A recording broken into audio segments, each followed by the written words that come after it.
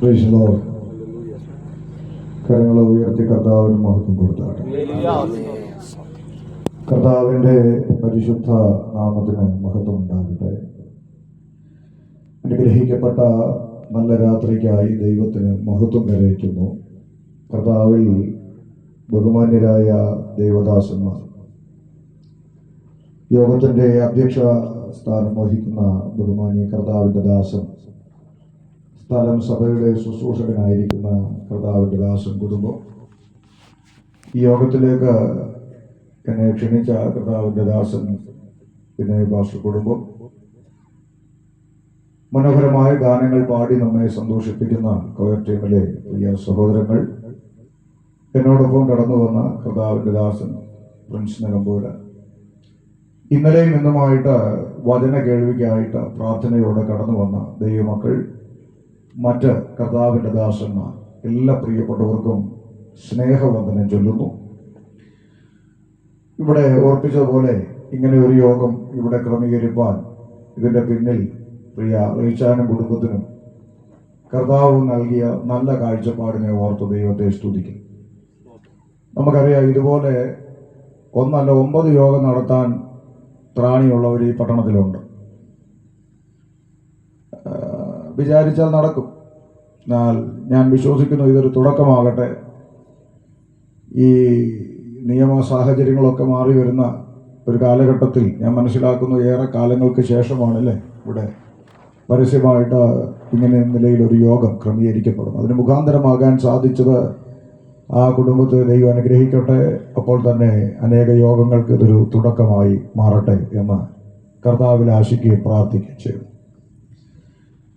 നിശ്ചയിക്കപ്പെട്ട സമയത്ത് യോഗം അവസാനിപ്പിക്കണം എന്നുള്ളത് ഇന്ന് രാത്രി നിങ്ങളെക്കാൾ അധികം നിർബന്ധം എനിക്കുണ്ട്. കാരണം ദീർഘദൂരം യാത്ര ചെയ്ത് നാളെ തിരുവനന്തപുരത്താണ് യോഗമുള്ളത്. അപ്പോൾ ഇന്ന് രാത്രിയിൽ തന്നെ യാത്ര ചെയ്യേണ്ടത് ആവശ്യമാകയാൽ ഇന്നലെ രാത്രി ചിന്തിച്ച വേദഭാഗത്തിൽ നിന്നുകൊണ്ട്, ഇന്നലെ പ്രസംഗിച്ച് നിർത്തിയിടത്ത് നിന്നുകൊണ്ട് തുടർ പ്രസംഗം നടത്തുവാനായിട്ട് കർത്താവിൽ ശരണപ്പെടുന്നു. ഇന്നലെ നമ്മൾ വായിച്ച വേദഭാഗം ഇബ്രായ ലേഖനം 9-ാം അധ്യായം 27-28 വാക്യങ്ങളിൽ ഒരിക്കൽ മരിക്കുകയും പിന്നെ ന്യായവിധിയും മനുഷ്യർക്ക് നിയമിച്ചിരിക്കുന്നു എന്നും ക്രിസ്തുവും അങ്ങനെ തന്നെ അനേകരുടെ പാപങ്ങളെ ചുമപ്പാൻ ഒരിക്കൽ കാൽവരിയിൽ അർപ്പിക്കപ്പെട്ടു, തനിക്കായി കാത്തു നിൽക്കുന്നവരുടെ രക്ഷയ്ക്കായി യേശുക്രിസ്തു പാപം കൂടാതെ രണ്ടാമത് പ്രത്യക്ഷനാകും എന്നുള്ള തിരുവെഴുത്ത് ഇന്നലെ രാത്രി നമ്മൾ വായിച്ചു കേട്ടു.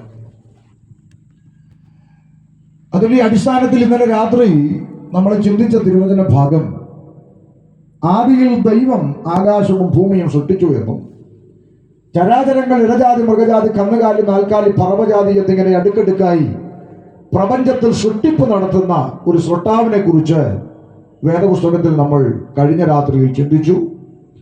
ആ ദൈവം ഭൂമിയിൽ മനുഷ്യനെ സൃഷ്ടിച്ചപ്പോൾ ദൈവത്തിൻ്റെ കരങ്ങളാൽ അവനെ നിർമ്മിച്ചു എന്നും അവൻ്റെ മൂക്കിലേക്ക് ഊതിയ ജീവശ്വാസത്താൽ മനുഷ്യൻ ജീവനുള്ളവനായി മാറി എന്നും തന്നിമിത്തം മൃഗജാലങ്ങൾക്കൊന്നും ലഭിക്കാത്തൊരു പദവി മനുഷ്യനാകുന്ന നമുക്ക് ലഭിച്ചു എന്നും നാം വിലപ്പെട്ട ആത്മാവുള്ളവരാണെന്നും ഇന്നലെ രാത്രിയിൽ ചിന്തിച്ചു. ദൈവത്തോടൊപ്പം ദൈവിക പരദീസയിൽ വസിക്കുവാൻ അവസരം ലഭിച്ച മനുഷ്യൻ, മകൻ എന്നുള്ള പേരിന് അർഹനായിരുന്ന മനുഷ്യൻ, ഇരുട്ടിൻ്റെ ആത്മാവിൻ്റെ ഉപായത്താൽ ചതിക്കപ്പെട്ട് സൃഷ്ടാവായ ദൈവത്തിൽ നിന്ന് സൃഷ്ടിയായ മനുഷ്യൻ അകന്നുപോയതും കഴിഞ്ഞ രാത്രിയിൽ നമ്മൾ ചിന്തിച്ചു. അതുകൊണ്ട് വേദപുസ്തകം പ്രഖ്യാപിച്ചു, ഒരു വ്യത്യാസവുമില്ല, ഏകനാൽ പാപവും പാപത്താൽ മരണവും ലോകത്തിൽ പ്രവേശിച്ചു. അതുകൊണ്ട് വേദപുസ്തകം ലോകത്തോട് ശക്തമായി വിളിച്ചു പറയുന്നു, സകല മനുഷ്യനും പാപികളാണ്. ഈ സന്ദേശകാലങ്ങളായി സുവിശേഷകന്മാർ ലോകത്തോട് വിളംബരം ചെയ്തുകൊണ്ടിരിക്കുകയാണ്. മനുഷ്യന്റെ അകത്ത് പാപമെന്ന് പറയുന്ന ഇരുട്ട് പ്രവേശിച്ചിട്ടുണ്ട്. ഒരു വ്യത്യാസവുമില്ല എന്നാണ്. വലിപ്പ ചെറുപ്പ വ്യത്യാസമില്ലാതെ, സമ്പന്നൻ ദരിദ്രൻ വ്യത്യാസമില്ലാതെ, വിദ്യാഭ്യാസമുള്ളവൻ ഇല്ലാത്തവൻ വ്യത്യാസമില്ലാതെ മനുഷ്യനായി പിറന്ന സകലരിലേക്കും പാപം പ്രവേശിച്ചു എന്നുള്ളതാണ് വേദപുസ്തകത്തിന്റെ പ്രഖ്യാപനം. അങ്ങനെ നമ്മൾ പൊതുസമൂഹത്തോട് വിളിച്ചു പറയുമ്പോൾ പൊതുസമൂഹം വളരെയധികം വിദ്യാഭ്യാസ നിലവാരത്തിലേക്ക് എത്തപ്പെട്ടൊരു കാലഘട്ടമാണ്. അപ്പോൾ തിരിച്ചവര് നമ്മളോട് ചോദിക്കാൻ സാധ്യതയുള്ള ചില ചോദ്യങ്ങളുണ്ട്. ആദമും ഹവ്വയും പാപം ചെയ്തു എന്നൊക്കെ നിങ്ങൾ പറയുന്നു. ഓക്കെ, ആയിക്കോട്ടെ, പാപി ആയിക്കോട്ടെ. പക്ഷെ അതിന്റെ പേരിൽ ഒരു തെറ്റും ചെയ്യാത്ത ബാക്കിയുള്ള മനുഷ്യരൊക്കെ പാപിയാണെന്ന് പറയുന്നത് എങ്ങനെയാ? ആദമും ഹവ്വയും ചെയ്തു ഒരു കാലം പോട്ടെ, അതിന്റെ പേരിൽ ഒരു തെറ്റും ചെയ്യാത്ത ബാക്കിയുള്ള മനുഷ്യരൊക്കെ എങ്ങനെ പാപിയാകും?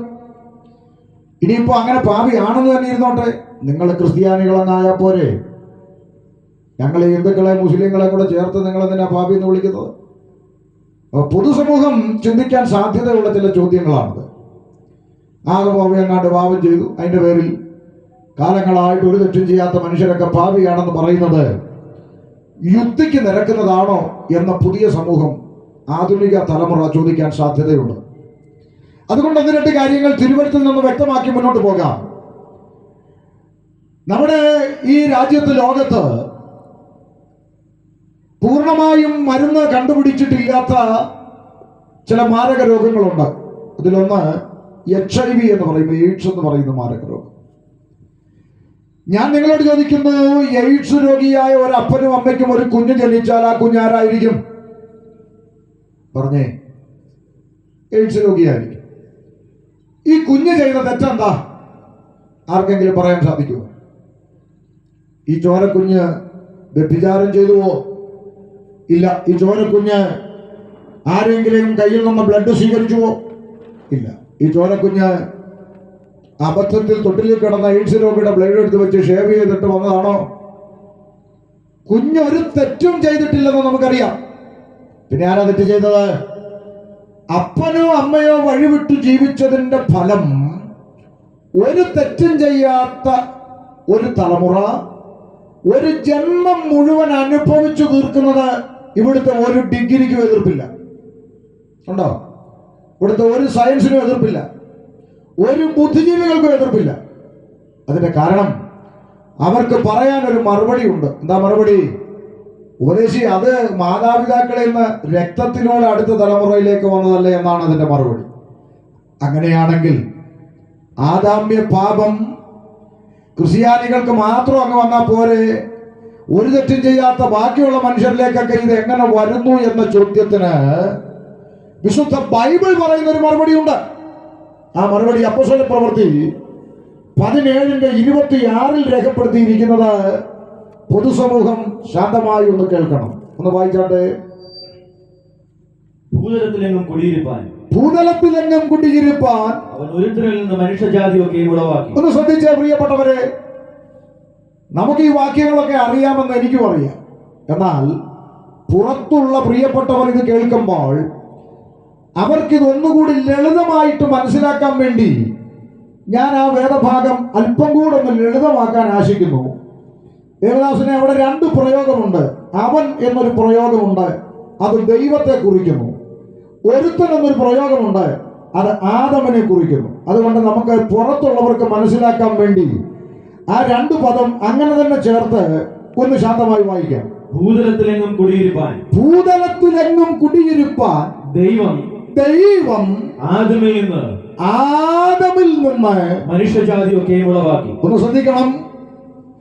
ഭൂതലത്തിലെങ്ങും കുടിയിരിപ്പാൻ ദൈവം ആദമെന്ന് പറയുന്ന ഒരുത്തനിൽ നിന്ന് ഹിന്ദുവിനെ സൃഷ്ടിച്ചെന്നല്ല, ക്രിസ്ത്യാനികളെ സൃഷ്ടിച്ചെന്നല്ല, മുസൽമാനെ സൃഷ്ടിച്ചെന്നല്ല, പിന്നെന്തുവാ? മനുഷ്യജാതിയെ സൃഷ്ടിച്ചെന്ന്. എന്ന് വെച്ചാൽ ഇന്ന് രാത്രി കൂടല്ലൂർ ദേശവാസികൾ മനസ്സിലാക്കണം, ഇവിടുത്തെ കാവി ഉടുത്തവനെയും തൊപ്പിയിട്ടവനെയും കൊന്തയിട്ടവനെയും ചരട് കെട്ടിയവനെയും കുടുംബ കെട്ടിയവനെയും എല്ലാം ഒറ്റ രക്തത്തിൽ നിന്ന് സൃഷ്ടിച്ച ഒറ്റ ദൈവം. ഇതാണ് വേദപുസ്തകത്തിന്റെ പ്രഖ്യാപനം. വർഗീയത തൊട്ടു തീണ്ടാത്ത പ്രഖ്യാപനം. അപ്പുറത്ത് കിടക്കുന്ന കാവി ഉടുത്തവനും ഇപ്പുറത്ത് കിടക്കുന്ന തൊപ്പിയിട്ടവനും സഹോദരനാണെന്ന് പഠിപ്പിക്കുന്ന പ്രഖ്യാപനം. എത്ര മനോഹരമായ പ്രഖ്യാപനം! ഈ കാലഘട്ടത്തിൽ ഈ പുസ്തകമല്ലാതെ ഏത് പുസ്തകം ഇങ്ങനെ പ്രസംഗിക്കാൻ പറ്റും? ഒറ്റ രക്തത്തിൽ നിന്ന് സൃഷ്ടിച്ചു, ആദാമ്യ രക്തത്തിൽ നിന്ന് സൃഷ്ടിച്ചു. ജാതി മത വർണ്ണവർഗ വ്യത്യാസമില്ലാതെ മനുഷ്യജാതിയെ സൃഷ്ടിച്ചു എന്നാണ്. ഒറ്റ രക്തത്തിൽ നിന്ന് മനുഷ്യജാതിയെ സൃഷ്ടിച്ചു എന്നാണ് വേദപുസ്തകത്തിന്റെ പ്രഖ്യാപനം. ഒന്ന് ചിന്തിച്ചു നോക്കേ. ആദാമ്യ രക്തത്തിൽ നിന്ന് മനുഷ്യജാതിയൊക്കെയും ഉളവാക്കി എന്നാണ് വായിച്ചത്. അപ്പൊ ആദാമ്യ പാപം ആദാമ്യ രക്തത്തിൽ നിന്ന് സകല മനുഷ്യരിലേക്കും പ്രവേശിക്കുക. അതുകൊണ്ട് ആ വേദപുസ്തകം പറയുന്നത് ഒരു വ്യത്യാസവുമില്ല, സകല മനുഷ്യനും പാപത്തിലാണ്. ഇന്നലെ ഞാനിവിടെ പറഞ്ഞു മനുഷ്യൻ പാപി അല്ലെന്ന് പറയുന്നവരുണ്ടെങ്കിൽ ഞാൻ പറഞ്ഞു കടയടച്ച് പോകുമ്പോൾ കടയ്ക്ക് പൂട്ടിടാതെ പോയാൽ പിറ്റേന്നറിയാം നാട്ടിൽ പാപി ഉണ്ടോ ഇല്ലയോ എന്ന്. പിന്നെ ചില ആളുകൾ പറയും ഞാൻ ഇന്ന് വരെ ആർക്കും ഒരു ദോഷവും ചെയ്തിട്ടില്ല, അതുകൊണ്ട് ഞാൻ പാപി അല്ലെന്ന് പറയും. അങ്ങനെയുള്ളവരുണ്ട്. അപ്പോൾ നമ്മൾ ഓർക്കണം, ഇവിടെ അടുത്ത് ഒരു ചേട്ടൻ ഒരു 5 മൂർഖൻ പാമ്പിനെ വളർത്തുന്നുണ്ടെന്ന് വിചാരിക്കുക, പാമ്പ് സ്നേഹി. അതിൽ 4 പാമ്പ് സകലതയും കടിക്കാറുണ്ട്. ഒരു പാമ്പ് ഇന്ന് വരെ ആരെയും കടിച്ചിട്ടില്ലെന്നിരിക്കട്ടെ. ഒരു നേരമെങ്കിലും അരിയാഹാരം കഴിക്കുന്ന മനുഷ്യൻ പറയുമോ കടിക്കാത്ത പാമ്പിന് വിഷമില്ലെന്ന്? കടിക്കാത്ത പാമ്പിന് വിഷമില്ലെന്നൊരു മനുഷ്യനും പറയത്തില്ല. ഇന്ന് വരെ കടിച്ചിട്ടില്ലെന്ന് പറഞ്ഞാൽ അത് ഓക്കെ. പക്ഷെ എപ്പോഴെങ്കിലും കടിച്ചാൽ വിഷം പുറത്തു വരും എന്നതുപോലെ തന്നെയാണ് മനുഷ്യൻ. ഇന്നലെ വരെ നമ്മുടെ മുമ്പിൽ കൂടെ മാന്യന്മാരായി ജീവിക്കുന്ന ആളുകൾ ഒരു പ്രഭാതം പുലർന്നെഴുന്നേൽക്കുമ്പോൾ ഇരുമ്പഴിക്കകത്ത് പോയി എന്ന വാർത്ത കേട്ട് ഞെട്ടിത്തരിക്കുന്നതിന്റെ കാരണം ഇന്നലെ വരെ അവർ മാന്യന്മാരായിരുന്നു, എന്നാൽ ഇന്ന് അകത്തിരുന്ന വിഷം പുറത്തു വന്നു. ഓരോ ദിവസങ്ങളിലും മനുഷ്യന്റെ അകത്തിരിക്കുന്ന പാപത്തിന്റെ ആ വിഷം പുറത്തു വന്നുകൊണ്ടിരിക്കുകയാണ്. എന്നാൽ പണ്ട് എന്റെ ചെറുപ്പകാലത്ത് മദ്രസയിൽ പഠിച്ച കാര്യം ഞാൻ ഇന്നലെ പറഞ്ഞു. അപ്പൊ അന്ന് പഠിപ്പിക്കുമ്പോൾ ബാപ്പയും ഉമ്മയും വേണ്ടപ്പെട്ടവരും ഒക്കെ പഠിപ്പിച്ചെന്തെന്നറിയാമോ? മോനെ ആദമും ഹവ്വയും പാപം ചെയ്തു എന്ന് ഈ ക്രിസ്ത്യാനികൾ പറയുന്നില്ലേ? അതെ, അത് ഏറെക്കുറെ ശരിയാ, പാപം ചെയ്തു. പക്ഷെ ഈ സൃഷ്ടാവായ ദൈവം ഉണ്ടല്ലോ, ആര്? ഈ പടച്ചവൻ എന്ന് പറയുന്ന സൃഷ്ടാവുണ്ടല്ലോ, ആ പടച്ചവൻ ഏറെ ക്ഷമിക്കുന്നവനും ഏറെ പൊറുക്കുന്നവനുമായത് കൊണ്ട് ഈ ആദമും ഹവ്വ ദമ്പതികളുടെ പാപം തോട്ടത്തിൽ വെച്ച് തന്നെ അങ്ങ് പടച്ചവൻ പൊറുത്തു കൊടുത്തു എന്നാണ് ചെറിയ പ്രായത്തിൽ പഠിപ്പിച്ചത്. അതുകൊണ്ട് അതിൻ്റെ പേരിൽ ഒരു തെറ്റും ചെയ്യാത്ത ബാക്കിയുള്ള മനുഷ്യരൊക്കെ പാപികളാണെന്ന് പഠിപ്പിക്കുന്ന ക്രിസ്ത്യാനികളുടെ പഠിപ്പിക്കൽ മണ്ടത്തരമാണെന്നാണ് ചെറിയ പ്രായത്തിൽ തലച്ചോറിൽ കയറിയത്. എന്നാൽ വേദപുസ്തകം വായിച്ചപ്പോൾ പ്രധാനപ്പെട്ട 2 സംശയം എൻ്റെ ഹൃദയത്തിലേക്ക് വന്നു. ഞാൻ പലരോടും ചോദിച്ചിട്ടുണ്ട്, കൃത്യമായൊരു മറുപടി അവർ തന്നിട്ടുമില്ല.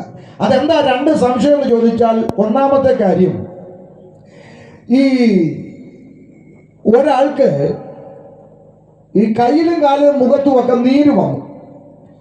അപ്പൊ അയാള് അടുത്തൊരു ഹോസ്പിറ്റലിൽ കൊണ്ടുചെന്ന് ഡോക്ടറെ കാണിച്ചപ്പോൾ ഡോക്ടർ പറഞ്ഞു, നമുക്ക് നല്ല ഒരു ഇഞ്ചക്ഷൻ അങ്ങോട്ട് കൊടുത്തു കളയാം, ഭാരപ്പെടണ്ട.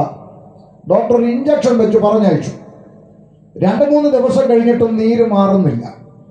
അപ്പൊ പുള്ളി പറഞ്ഞു, ഈ ഡോക്ടർ അത്ര പോരാ, അടുത്തൊരു ഹോസ്പിറ്റലിൽ പോയി.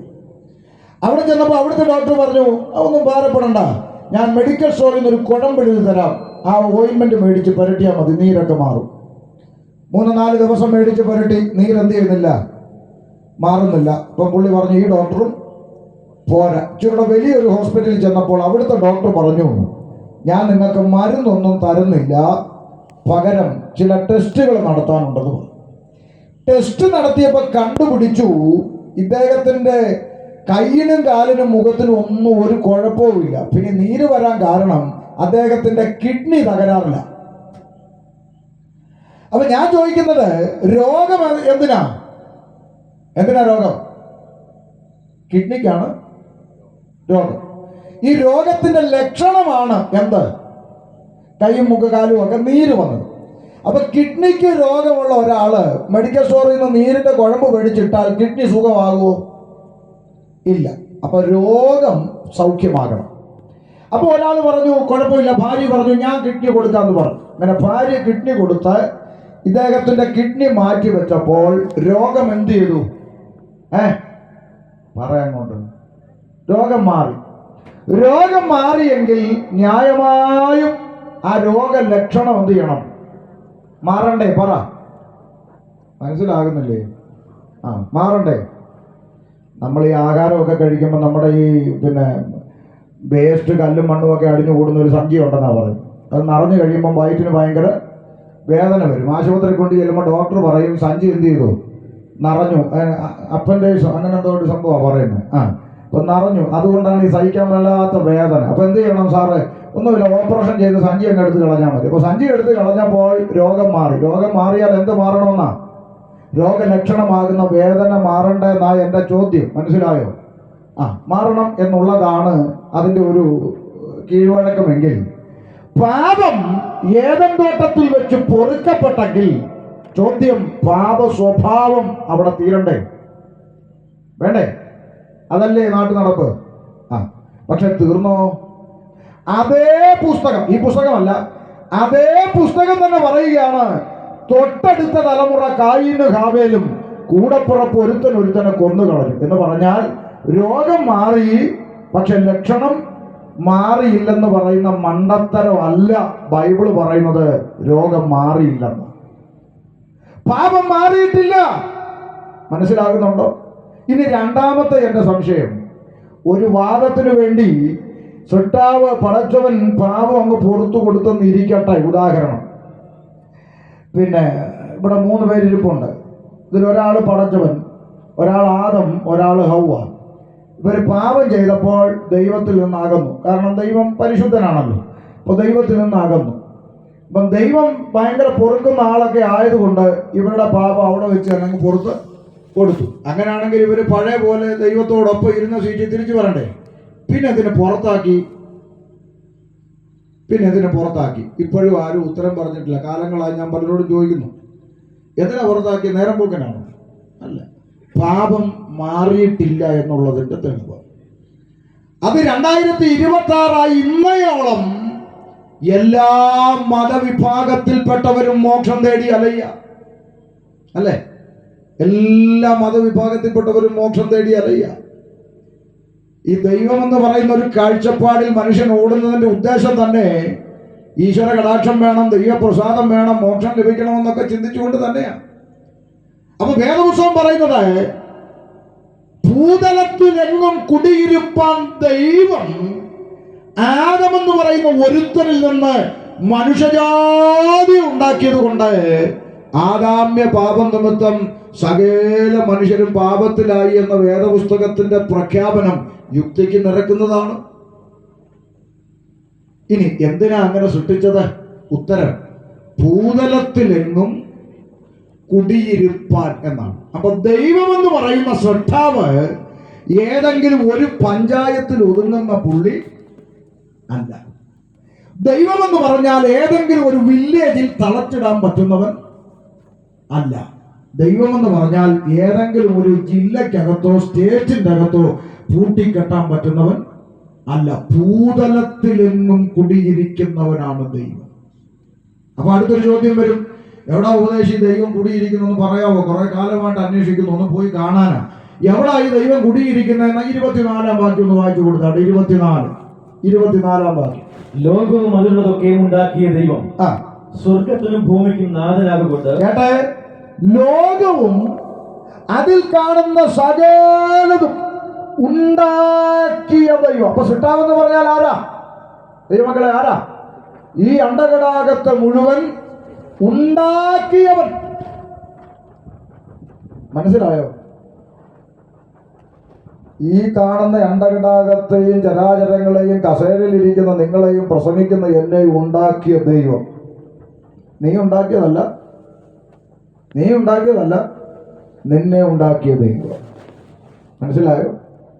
ഈ അണ്ടകടാകത്തെ മുഴുവൻ സൃഷ്ടിച്ച ദൈവം സ്വർഗത്തിനും ഭൂമിക്കും നാഥനാകൊണ്ട് കൈപ്പണിയായ കെട്ടിടങ്ങളിലൊന്നും ദൈവം വസിക്കുന്നില്ല. മനുഷ്യന്റെ കൈപ്പണിയായ കെട്ടിടങ്ങളിലോ ആകാശഗോപുരം മുട്ട കെട്ടിവെച്ചിരിക്കുന്ന കെട്ടിടങ്ങളിലൊന്നും ദൈവം കുടിയിരിക്കുന്നില്ലെന്ന് വേദപുസ്തകം പറയുന്നു. മനസ്സിലായോ? പെന്തിക്കോസുകാർ ആരാധനയ്ക്ക് പോകുന്ന കെട്ടിടത്തിലല്ലയോ ഉപദേശി? അതെ. പിന്നെന്തിനാ നിങ്ങൾ കെട്ടിടത്തിൽ പോയിരുന്ന് ആരാധിക്കുന്നേ? ഞങ്ങൾ ആരാധിക്കുന്ന കെട്ടിടത്തിൽ ഞായറാഴ്ച ആരാധന കഴിഞ്ഞ് തിരിച്ചിറങ്ങിയിട്ട് യേശുവിനെ അതിൻ്റെ അകത്ത് കുടിയിരുത്തിയിട്ട് കഥവ് പൂട്ടി യേശുവെ സൂക്ഷിച്ചിരുന്നോണേ, കള്ളന്മാരൊന്നും എടുത്തുകൊണ്ട് പോകാൻ നോക്കിക്കോണം എന്ന് പറഞ്ഞ് അടുത്ത ഞായറാഴ്ച കാണാം കേട്ടോ എന്ന് പറഞ്ഞ് യേശുവിനെ അതിൻ്റെ അകത്ത് ഇരുത്തി വെച്ച് പോവുക അല്ല ചെയ്യുന്നത്. പിന്നെന്താ? 2-3 പേർ എൻ്റെ നാമത്തിൽ കൂടി വരുന്നിടത്തൊക്കെയും വാസ്തവമായി അവരുടെ മധ്യേ ഞാനുണ്ട് എന്ന വാഗ്ദത്തം പറഞ്ഞ മഹാദൈവത്തിന്റെ സാന്നിധ്യം പ്രാർത്ഥിക്കുന്ന ദൈവകുഞ്ഞുങ്ങളുടെ നടുവിലേക്ക് ഇറങ്ങി വരിക തന്നെയല്ല, ആരാധന കഴിഞ്ഞിറങ്ങിപ്പോകുന്ന എന്റെയും നിന്റെയും ഹൃദയമാകുന്ന മന്ദിരത്തിൽ വസിക്കുവാനാണ് ദൈവം ആശിക്കുന്നതെങ്കിൽ ഗൂഡല്ലൂരിലെ സ്നേഹിത, ഇന്ന് രാത്രി തുറക്കപ്പെടേണ്ടത് കെട്ടിടത്തിന്റെ വാതിലുകളല്ല, ഇന്ന് രാത്രി നിന്റെ ഹൃദയത്തിന്റെ വാതിൽ ദൈവത്തിനായി തുറക്കപ്പെടണം. മനസ്സിലാകുന്നുണ്ടോ? ഭൂതലത്തിലെങ്ങും കുടിയിരുപ്പാൻ ദൈവം മനുഷ്യനിർമ്മിതമായ കെട്ടിടങ്ങളിൽ കുടിയിരുന്ന മൂക്കി ശ്വാസമുള്ള പേട്ട് മനുഷ്യന്റെ കൽപ്പനയ്ക്കനുസരിച്ച് ഇരിക്കാനും എഴുന്നേക്കാനും നടക്കാനും കിടക്കാനും അടയ്ക്കാനും തുറക്കാനും നിന്റെ കീഴെ പണിയെടുക്കുന്ന ബംഗാളിയല്ല ദൈവം.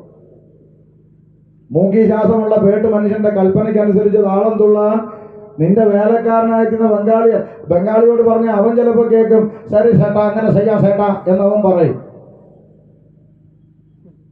അതേ മൂക്കിൽ ശ്വാസമുള്ള പേട്ട് മനുഷ്യന്റെ കൽപ്പനയ്ക്കനുസരിച്ച് താളം ചവിട്ടുന്നവനല്ല സ്രഷ്ടാവ്.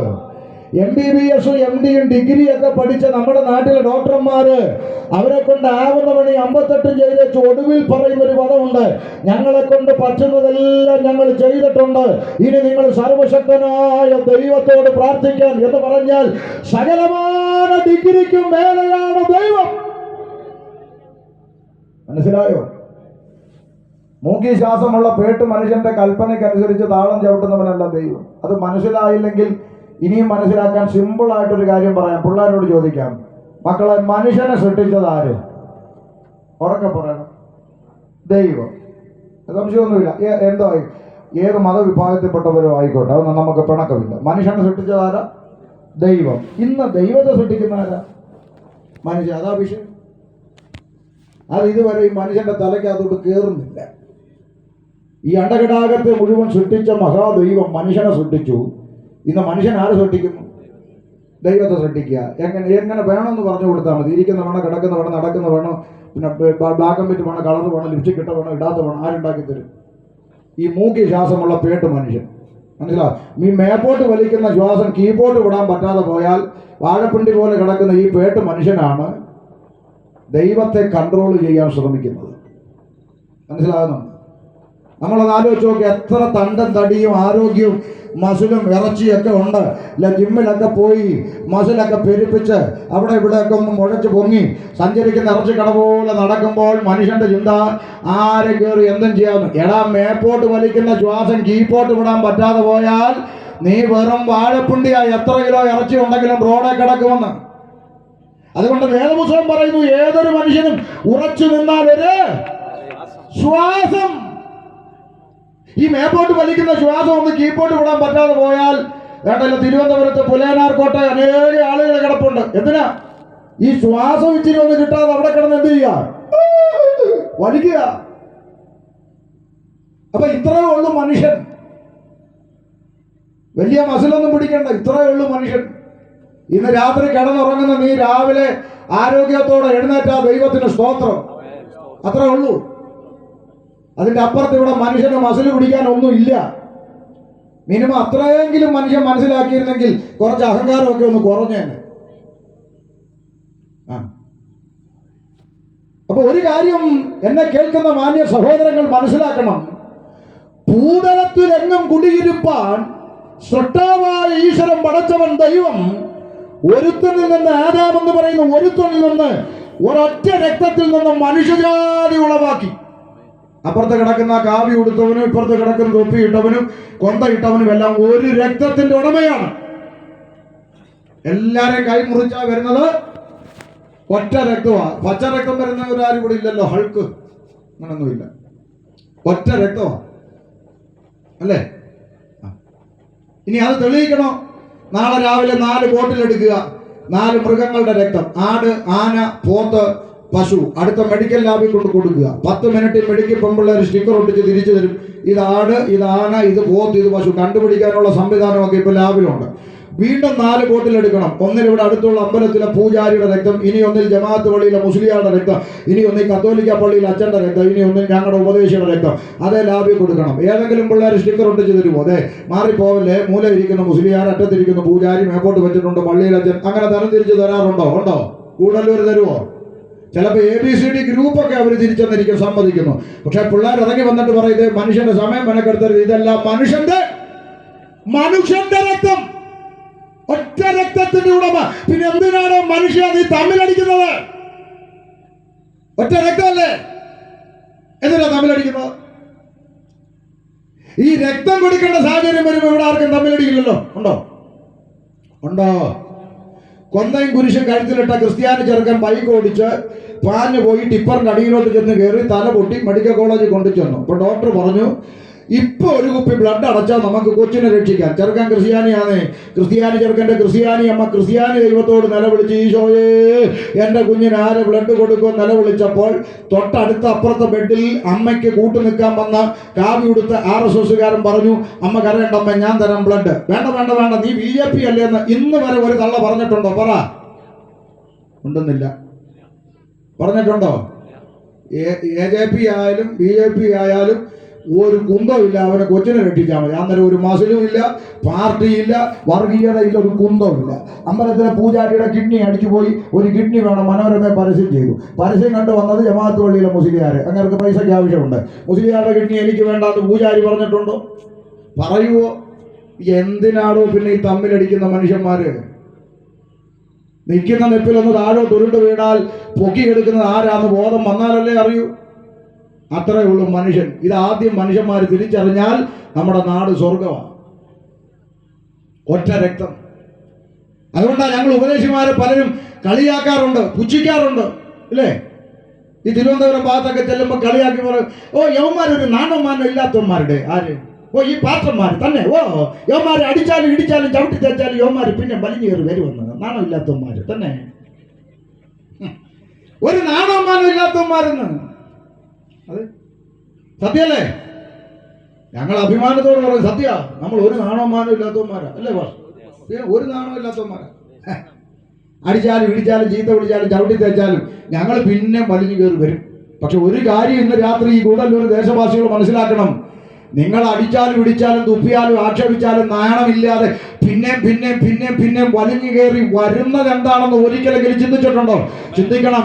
നീ എൻ്റെ കൂടപ്പുറപ്പാണെന്നുള്ള തിരിച്ചറിവ് ഈ പുസ്തകം ഞങ്ങളുടെ തലച്ചോറി തന്നതുകൊണ്ട് നീ കാവി ഉടുത്താലും തൊപ്പിയിട്ടാലും കൊന്തയിട്ടാലും നീ നശിച്ചു പോകുന്ന കാണുമ്പോൾ, നീ കള്ളു കുടിച്ച് നടക്കുന്ന കാണുമ്പോൾ, നീ തുണിയില്ലാണ്ട് ഓടെ കിടക്കുന്ന കാണുമ്പോൾ, നിന്റെ കുടുംബം തകരുന്ന കാണുമ്പോൾ, നീ ആത്മഹത്യ ചെയ്യാൻ ശ്രമിച്ചെന്നറിയുമ്പോൾ, നിന്റെ രക്തബന്ധങ്ങൾക്കുണ്ടാകാത്ത ഒരു വേദന പ്രാർത്ഥിക്കുന്നവന്റെ ചങ്കിനകത്ത് ദൈവം തരുന്നത് കൊണ്ട് നാണമില്ലാതെ പിന്നെയും വലിഞ്ഞു കയറി വരുന്നതിന്റെ കാരണം നീ എന്റെ സഹോദരനാണ് എന്ന തിരിച്ചറിവാണ് സുവിശേഷം ഞങ്ങളുടെ തലച്ചോറിൽ വരുത്തിയ മാറ്റം. ഞങ്ങളും ഇതൊക്കെ പല്ല് കടിച്ച് സ്നേഹിച്ചവരാ. കാവി ഉടുത്തവനെയും തുപ്പിയിട്ടവനെയും കൊന്തയിട്ടവനെയും ഒക്കെ തരം തിരിച്ചും പല്ല് കടിച്ചും സ്നേഹിച്ചവരാ ഞങ്ങളൊക്കെ. പക്ഷെ ഇന്ന് ഞങ്ങളുടെ തലച്ചോറിൽ അതില്ല. ഇന്നതാ ഇപ്പൊ ഈ സ്റ്റേജിന്റെ അകത്തോട്ട് കാവി ഉടുത്തു വന്നാലും തൊപ്പിയിട്ട് വന്നാലും കൊന്തയിട്ട് വന്നാലും പരസ്യമായി ചലഞ്ച് ചെയ്ത് പറയാം, ഞങ്ങൾ ഈ ഇരിക്കുന്ന ഉപദേശിമാരെല്ലാം അവനെ ആദ്യം വിളിക്കുന്ന എന്താ പറ? അവന്റെ തോളത്ത് പിടിച്ച് ആദ്യം ചോദിക്കും, ബ്രദറെ, സഹോദര. അങ്ങനെ വിളിക്കാൻ ഞങ്ങളുടെ തലച്ചോറിന് വരുത്തിയ മാറ്റമാണ് സുവിശേഷം വരുത്തിയ മാറ്റം. അല്ലാതെ ഞങ്ങളുടെ പേരും മതവും സർട്ടിഫിക്കറ്റും മാറ്റുന്ന സന്ദേശമല്ല സുവിശേഷം.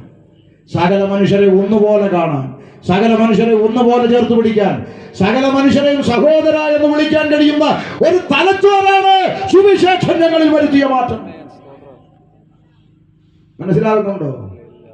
സകല മനുഷ്യരെയും സഹോദര എന്ന് വിളിക്കാൻ കഴിയുന്ന ഒരു തലച്ചോറാണ് ഇവിടെ മനുഷ്യന് വരേണ്ട മാറ്റം. അല്ലെങ്കിൽ തന്നെ ജാതിയും മതമൊന്നും ഇല്ലാത്ത നിമിഷങ്ങൾ മനുഷ്യന്റെ ജീവിതത്തിൽ വരുമെന്ന് ഈ പ്രകൃതി ദുരന്തങ്ങളിലൂടെ ദൈവം പഠിപ്പിക്കുന്നുണ്ട്.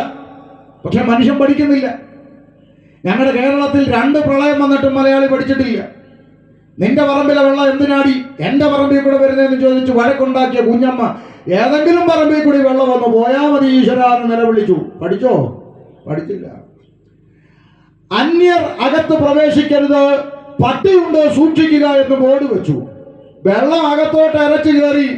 അപ്പനും അമ്മയും വെള്ളത്തിൽ മുങ്ങിയപ്പോൾ മക്കളും കൊച്ചുമക്കളും കൂടെ അന്യരെ വിളിച്ചിട്ട് പറഞ്ഞു, പപ്പയും മമ്മിയും മുങ്ങിപ്പോകുന്നു, അന്യര് കയറി രക്ഷിച്ചോളാൻ. അപ്പൊ പട്ടിയൊക്കെ ഒഴുകി പോയത്. അന്യരാ കയറിയത് രക്ഷിക്കാൻ. 3 മാസം കഴിഞ്ഞ് വെള്ളമൊക്കെ ഇറങ്ങി മക്കളും കൊച്ചുമക്കളും കൂടെ നാട്ടിൽ തിരിച്ചു വന്നപ്പോൾ മതിലിന് 2 കട്ടയും കൂടെ പൊക്കി കെട്ടിയിട്ട് അടുത്ത ബോർഡ് വെച്ചു, അന്യരകത്ത് പ്രവേശിക്കരുത്, പുതിയ പട്ടിയുണ്ട് സൂക്ഷിക്കുക. ഇനി അടുത്ത പ്രളയം വരണം ഇവന് ബോധം വരാൻ. എന്നാ പ്രളയം വന്നപ്പോഴൊന്ന് ചിന്തിച്ചു നോക്കിയേ, ജാതി പ്രശ്നമുണ്ടോ? ഇല്ല. മതപ്രശ്നമുണ്ടോ? ഇല്ല. പിന്നെ വർഗീയത പ്രശ്നമുണ്ടോ? ഇല്ല. പാർട്ടി പ്രശ്നമുണ്ടോ? ഇല്ല. എല്ലാം കൂടെ ഒന്നിച്ച് ദുരിതാശ്വാസ ക്യാമ്പിൽ പോയി കിടക്കുക. യവന് കിടക്കാൻ ബെഡ് വേണ്ട, ടാർപ്പ മതി. യവന് പുതയ്ക്കാൻ ഷീറ്റ് വേണ്ട, മറ്റവന്റെ കയ്യിൽ മതി. അതെടുത്ത് ഇവൻ പുതയ്ക്കുന്നു. അപ്പുറത്തവൻ കൊണ്ടുവന്ന പഴങ്കഞ്ഞി ഉണക്കമീനും എടുത്ത് ഇവൻ അടിക്കുന്നു. ഇവന്റെ അക്കൗണ്ടിൽ ലക്ഷങ്ങൾ കിടപ്പുണ്ട്, എടുക്കാൻ നിവർത്തിയില്ല, അതുകൊണ്ട് ഉണക്കമീൻ മതി. മറ്റവൻ കൊണ്ടുവന്ന പൊതിച്ചോറ് കഴിക്കുന്നു. പൊതിച്ചോറ് കൊണ്ടുവന്ന ആരാടാ? ഉപദേശിയാണോ? എന്നാ എനിക്ക് വേണ്ടാന്ന് ഇവൻ പറയുന്നില്ല. ആര് കൊണ്ടുവന്നാലും വേണ്ടിയില്ല, വാരി വരിച്ചു തിന്നുന്നു. ഭയങ്കര സ്നേഹം. വെള്ളം കയറിയപ്പോൾ അങ്ങോട്ട് ലുങ്കി എറിഞ്ഞു കൊടുക്കുന്നു, സാരി എറിഞ്ഞു കൊടുക്കുന്നു, കയറിട്ട് കൊടുക്കുന്നു, പിന്നെ ബിരിയാണി ചെമ്പിനകത്ത് തിരുത്തി വലിച്ചുകൊണ്ട് പോകുന്നു. ഒരുത്തം കുനിങ്ങിയൊന്നും മുതുക് കാണിച്ചു കൊടുക്കുന്നു, കെട്ടിപ്പിടി. എന്തൊരു സ്നേഹം! ഇത് കാണുമ്പോൾ നമ്മൾ അറിയാതെ ഓർത്തു പോകും, ദൈവമേ എന്നും പ്രളയമായിരുന്നെങ്കിൽ, എന്നും പ്രളയമായിരുന്നെങ്കിൽ കൊള്ളാം. എന്തൊരു സ്നേഹമാണെന്ന് നോക്കിയേ. അപ്പൊ മനുഷ്യന്മാർ ഈ തിരിച്ചറിവ് ഉണ്ടാകണം. ഒറ്റ രക്തമാണ്. അതുകൊണ്ടാണ് ബൈബിൾ പറയുന്നത്, ഏകനാൽ പാപവും പാപത്താൽ മരണവും ലോകത്തിൽ പ്രവേശിച്ചതോ ആദാമ്യ പാപം നിമിത്തം ജാതി മത വ്യത്യാസമില്ലാത്ത സകല മനുഷ്യരും പാപത്തിലായി. ഇനിയിപ്പോൾ ഇവിടുത്തെ മുസ്ലിം സൗരങ്ങളോ ഹൈന്ദവ സൗരങ്ങളോ പറയുക, ഞങ്ങൾക്ക് നിങ്ങൾ അങ്ങ് ഭാവിയാക്കും, ഞങ്ങൾ ഭാവി ഇല്ലെന്ന് പറഞ്ഞു കഴിഞ്ഞാൽ അങ്ങനെ പറയുന്ന സമൂഹത്തിൽപ്പെട്ടവരെങ്കിലും ജയിലിൽ ഇല്ലാതിരിക്കട്ടെ, വേണ്ടേ? നിങ്ങൾ ഭാവി, നിങ്ങളുടെ ആള് അല്ല. എല്ലാ മതവിഭാഗത്തിൽപ്പെട്ടവർ ഇരുമ്പഴിക്കകത്തുണ്ട്. തോമസ് കുട്ടിയും പ്രതി, നാരായണൻകുട്ടിയും പ്രതി, മുഹമ്മദ് കുട്ടിയും പ്രതി, എല്ലാ കുട്ടികളും അതിനകത്തുണ്ട്. അപ്പോൾ ഏകനാൽ പാപവും പാപത്താൽ മരണവും ലോകത്തിൽ പ്രവേശിച്ചു. സകല മനുഷ്യന്റെ അകത്ത് ഈ പാപം എന്ന് പറയുന്ന ഇരുട്ട് പ്രവേശിച്ചു എന്നാണ് വേദപുസ്തകം. അങ്ങനെ ഇരുട്ട് അകത്ത് കയറിയപ്പോൾ മനുഷ്യന് സംഭവിച്ച ഏറ്റവും വലിയ നഷ്ടം ഞാൻ ഇന്നലെ പറഞ്ഞു, ഒന്നുകൂടെ പറയുന്നു, ദൈവത്തോടൊപ്പം വസിക്കാനുള്ള പദവി അവന് നഷ്ടപ്പെട്ടു. അവനെ പുറത്താക്കി. 2, പാപം അകത്തു കയറിയപ്പോൾ മനുഷ്യന് സംഭവിച്ച ഏറ്റവും വലിയ ദുരന്തം, അവൻ സൃഷ്ടാവിനെ അങ്ങ് മറന്നു. എന്നിട്ട് സൃഷ്ടിക്ക് മഹത്വം കൊടുത്തു. വായിക്കാം റോമാലേഖനം 1-ാം അധ്യായം 21, 22, 23 തിരുവചന ഭാഗത്തിൽ ദൈവാത്മാവ് അത് വ്യക്തമായി രേഖപ്പെടുത്തിയിരിക്കുന്നു. വായിക്കാം. അവർ ദൈവത്തെ അറിഞ്ഞിട്ടും അവനെ ദൈവമെന്നോർത്ത് മഹത്വീകരിക്കുകയോ നന്ദി കാണിക്കുകയോ ചെയ്യാതെ. നോക്കൂ, മനുഷ്യൻ ദൈവത്തെ അറിഞ്ഞിട്ടും ഒരു സൃഷ്ടാവുണ്ട് എന്ന് മനുഷ്യൻ അറിഞ്ഞിട്ടും അവൻ ദൈവത്തിന് മഹത്വം കൊടുത്തില്ല. കേട്ടെ, ഒന്ന് കേട്ടെ, ഞാൻ നിങ്ങളോടൊരു ചോദ്യം ചോദിക്കാം. നമ്മുടെ കേരളത്തിൽ 2018 പ്രളയം വന്നോ? പറ. വന്നു. ഒരു ചോദ്യം ചോദിക്കുക, സത്യമായി പറയണം കേട്ടോ, കള്ളം പറയരുത്, സത്യമായി പറയണം. ഈ പ്രളയം വന്ന് സകല വീടുകളിലും വെള്ളമൊക്കെ ഇരച്ചു കയറി, വീടിൽ കയറി, പള്ളിയിൽ കയറി, എല്ലായിടത്തും കയറി. അപ്പോൾ ഈ പാരമ്പര്യം പറയുന്ന ക്രിസ്ത്യാനിയുടെ വീട്ടിലിരിക്കുന്ന യേശുവും ഗീവർഗീസും ഉൾപ്പെടെ ഒഴുകിപ്പോയോ? പോയി. ചാക്കോച്ചൻ വെളിയിലോട്ട് ഇറങ്ങി നോക്കിയപ്പോൾ യേശു തെക്കോട്ടും വർഗീസും വടക്കോട്ടും ഒഴുകുന്നു. എന്തോ ചെയ്യണമെന്ന് അറിയാൻ പോയാൽ നിൽക്കുമ്പോൾ ദാ മേപ്പോട് നോക്കി രക്ഷിക്കാൻ ഹെലികോപ്റ്റർ പാഞ്ഞു വരുന്നുണ്ട്. ചാക്കോച്ചൻ ഒറ്റ നിലവിളി വിളിച്ചു കാണും, ഹെലികോപ്റ്ററെ ഒന്ന് വേഗം വന്ന് വർഗീസിനെ രക്ഷിക്കുന്നതാണോ എന്നെ രക്ഷിക്കുന്നതാണോ? സത്യം പറ. മനുഷ്യനാണെങ്കിൽ അവൻ ആദ്യം പറഞ്ഞത്, എന്നെ ഭാര്യയെ പോലും നോക്കിയാണ്, എന്നെ രക്ഷിക്കണേ എന്ന് അവൻ വിളിച്ചു. ഹെലികോപ്റ്റർ പാഞ്ഞു വന്ന് ചാക്കോച്ചനെ തൂക്കിയെടുത്ത് ദുരിതാശ്വാസ ക്യാമ്പിൽ കൊണ്ടുപോയി രക്ഷിച്ചു. 3 ആഴ്ച കഴിഞ്ഞപ്പം വെള്ളമൊക്കെ ഇറങ്ങി. ചാക്കോച്ചൻ തിരിച്ച് വീട്ടിൽ വന്ന് നോക്കുമ്പോൾ ഇല്ല, ഒഴുകിപ്പോയ വർഗീസ് അവിടെ ചെളി പിടിച്ച് കിടപ്പുണ്ട്. പുള്ളി ഓടിച്ചെന്ന് അതിനെ തുടച്ചെടുത്ത് ഷോക്കേഴ്സിൽ കൊണ്ടുവച്ച് അതിനോട് പറയുക, എന്നെ രക്ഷിക്കണേ.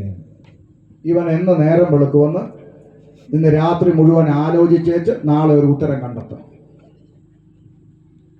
മനസ്സിലായോ? ഇത് മനസ്സിലാക്കാൻ എന്തിനാടോ ഡിഗ്രി? മനസ്സിലായോ? മിനിമം തലയ്ക്കകത്ത് ആളുതാമസം ഉണ്ടെങ്കിൽ നിനക്ക് മനസ്സിലാകും, സൃഷ്ടി അല്ല, നിന്നെ സൃഷ്ടിച്ചൊരു സൃഷ്ടാവുണ്ട്. ഇവിടെ പറയുന്നു, മനുഷ്യൻ ദൈവത്തെ അറിഞ്ഞിട്ടും അവനെ ദൈവമെന്നോർത്ത് മഹത്വീകരിക്കുകയോ നന്ദി കാണിക്കുകയോ ചെയ്യാതെ തങ്ങളുടെ നിരൂപണങ്ങളിൽ വ്യർത്ഥരായി തീർന്നു. അവരുടെ വിവേകമില്ലാത്ത ഹൃദയം ഇരുണ്ടുപോയി. ജ്ഞാനികൾ എന്ന് പറഞ്ഞുകൊണ്ട് അവർ മൂഢരായി പോയി. കേട്ടെ, മനുഷ്യന്റെ ഹൃദയത്തിന്റെ അകത്ത് ഇരുട്ട് പ്രവേശിച്ചു. ഈ ഇരുട്ടകത്ത് കയറിയപ്പോൾ മനുഷ്യന്റെ തലയ്ക്കകത്തൊരു ചിന്ത പൊങ്ങി, എനിക്കെല്ലാം അറിയാം, എന്നെ ആരും പഠിപ്പിക്കണ്ട. മനുഷ്യന്റെ പൊതു സ്വഭാവമാണ്. ജ്ഞാനികളെന്ന് പറഞ്ഞുകൊണ്ട് അവൻ മൂഢനായി. എല്ലാം അറിയാമെന്ന ചിന്ത. പക്ഷെ ഒന്നും. ഞാൻ തിരുവനന്തപുരത്തിന്റെ തെക്കേ അറ്റം പാലോട് ഒരു കൺവെൻഷന് പോയപ്പോൾ സംഘാടകർ പറഞ്ഞു, യോഗം തുടങ്ങുന്നതിന് മുമ്പ് അപ്പുറത്തെ വീട്ടിൽ എൻ്റെ ഒരു ബന്ധുവുണ്ട്, കത്തോലിക്കനായ സഹോദരന്, പുള്ളിയോടൊന്ന് സുവിശേഷം പറയാം. അങ്ങനെ ഞാൻ ഈ ചെറുപ്പക്കാരനുമായിട്ട് അവിടെ ചെന്നു. അപ്പോൾ ഈ അച്ചായൻ ഇങ്ങനെ ചാരി കസേര ചാരി കിടപ്പുണ്ട്. ഞാൻ പറഞ്ഞു, അച്ചായ എന്നാ ഉണ്ട്? എന്നാ ഉണ്ട്, ഉപദേശിമാരെ ഇരിക്കും, സന്തോഷം, ഇങ്ങനെ പോകുന്നു. ഞാൻ പറഞ്ഞു, അച്ഛാ, യഥാർത്ഥമായി കർത്താവിനെ അറിയണം, രക്ഷിക്കപ്പെടണം. അങ്ങനെ അച്ചായൻ ഒരു ചിരി. എൻ്റെ പൊന്നു മോനെ, എനിക്ക് വയസ്സ് 54 ഞാൻ പറഞ്ഞു, മനസ്സിലായില്ല. 54 വർഷമായിട്ട് ക്രിസ്ത്യാനിയായിട്ട് ജീവിക്കുന്ന എൻ്റെ അടുത്താണോ ഇനി മോൻ യേശുവിനെ കുറിച്ച് പറഞ്ഞുകൊണ്ട് വന്നിരിക്കുന്നത്? അപ്പോൾ അച്ചായൻ്റെ ചിന്ത എന്താ? 54 വർഷമായിട്ട് ഞാൻ ക്രിസ്ത്യാനി, എനിക്കല്ല, ഇതൊക്കെ എനിക്കറിയാം, എന്നെ ആരും പഠിപ്പിക്കണ്ട. ഞാൻ പറഞ്ഞു, എന്നാൽ പിന്നെ ആട്ടെ, ഇനി പറഞ്ഞിട്ട് കാര്യമില്ല, കുടം കമഴ്ത്തി വെച്ചിട്ട് വെള്ളം ഒഴിച്ചിട്ട് കാര്യമില്ല. ഞാൻ പറഞ്ഞു, എന്നാൽ ഞാനൊരു വാക്ക് പ്രാർത്ഥിച്ചിട്ട് അങ്ങ് പോയേക്കാം. പിന്നെ പ്രാർത്ഥിക്കണം, അത് നല്ല കാര്യം. എഴുന്നേറ്റ് നിൽക്കുക. ഞാൻ പ്രാർത്ഥിക്കാൻ എഴുന്നേറ്റ് നിന്നപ്പോൾ ചുമ്മാ കൗതുകത്തിന് ചോദിച്ചു, അച്ഛാന് 54 വർഷമായി ക്രിസ്ത്യാനികൾ, പിന്നെ ജനിച്ചത് അച്ഛാ യേശുവിന്റെ പേരെന്താന്ന് ചോദിച്ചു. എന്താണ് യേശുവിന്റെ? ചുമ്മാ കുഞ്ഞ് സൺഡേ ക്ലാസ് പിള്ളേരോട് ചോദിക്കുന്ന കാര്യമാണ്, ചുമ്മാ ചോദിച്ചതാ. അപ്പൊ ഈ അച്ചായൻ എന്നോട് പറഞ്ഞ മറുപടി കേൾക്കും. ഞാൻ പുള്ളി പറഞ്ഞ മറുപടി പുള്ളി പറഞ്ഞതുപോലെ ഒന്ന് അനുകരിക്കുക. പുള്ളി എന്നോട് പറയുക, എന്നാ ചോദിച്ച യേശുവിന്റെ പേരെന്താ? യാശുവിന്റെ പേര് യാശു. ഇപ്പൊ വേറെന്തൊരു പേരിരിക്കണം, യാശുവിന്റെ. മനസ്സിലായോ? യാശുവിന്റെ പേര് യാശു. ഇപ്പൊ വേറെന്തൊരു പേരിരിക്കണം, വേറെ പേരുകളുണ്ടോ യേശുവിന്?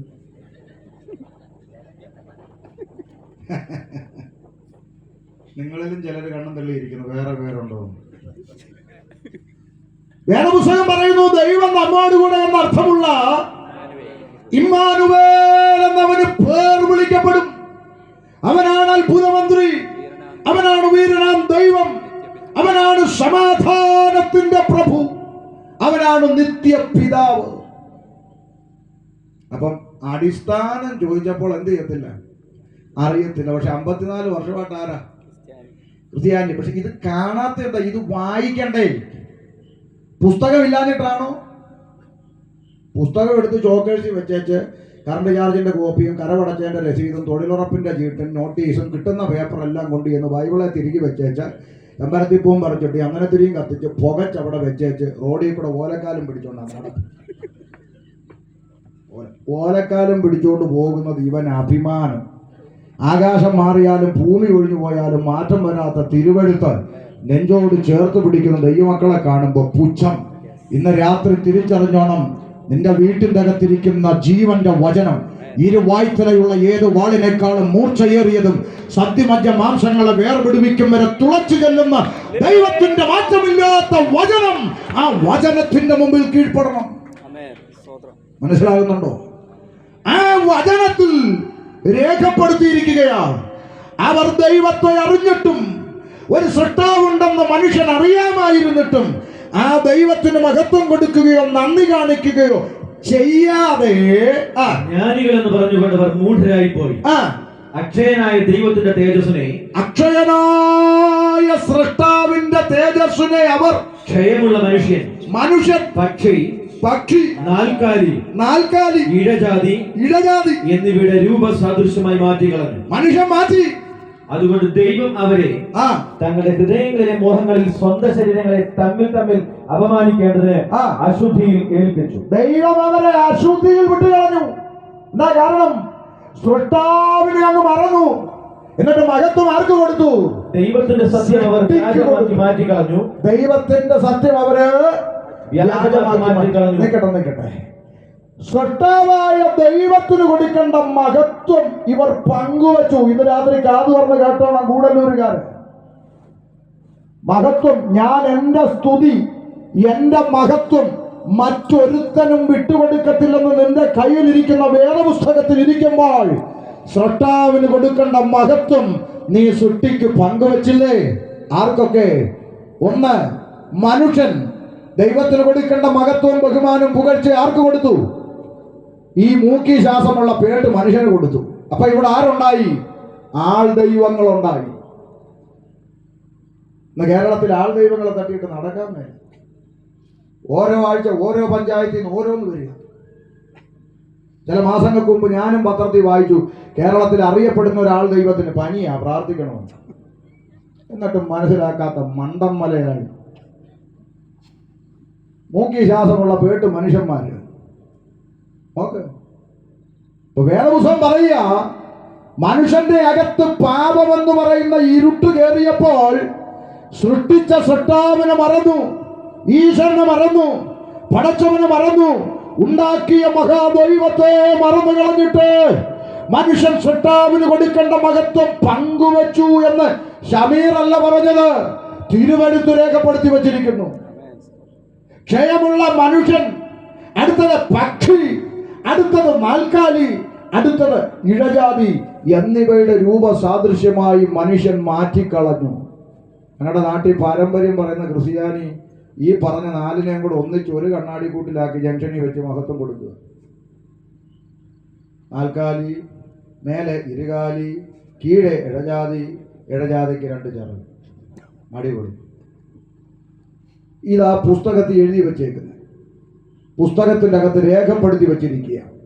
എൻ്റെ പ്രിയപ്പെട്ട ശ്രോതാവേ, നീ ഒരു പാസ്റ്റർ പറയുന്നതും കേൾക്കണ്ട, നീ ഒരു പെന്തിക്കോസുകാരനെയും വാക്ക് കേൾക്കണ്ട.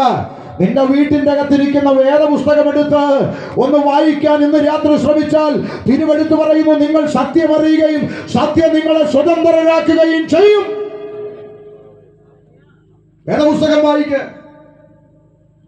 കൃത്യമായി രേഖപ്പെടുത്തി, പാപം മനുഷ്യന്റെ അകത്ത് പ്രവേശിച്ചപ്പോൾ മനുഷ്യന് സംഭവിച്ച ദുരന്തം 1, ദൈവത്തോടൊപ്പം വസിക്കാനുള്ള പദവി നഷ്ടപ്പെട്ടു, അഥവാ പുത്രത്വം നഷ്ടപ്പെട്ടു. 2, അവൻ സൃഷ്ടാവിനെ മറന്നിട്ട് അവന്റെ കൈപ്പണിയായ സൃഷ്ടിക്ക് ദൈവത്തിന് കൊടുക്കേണ്ട മഹത്വം പങ്കുവച്ചു.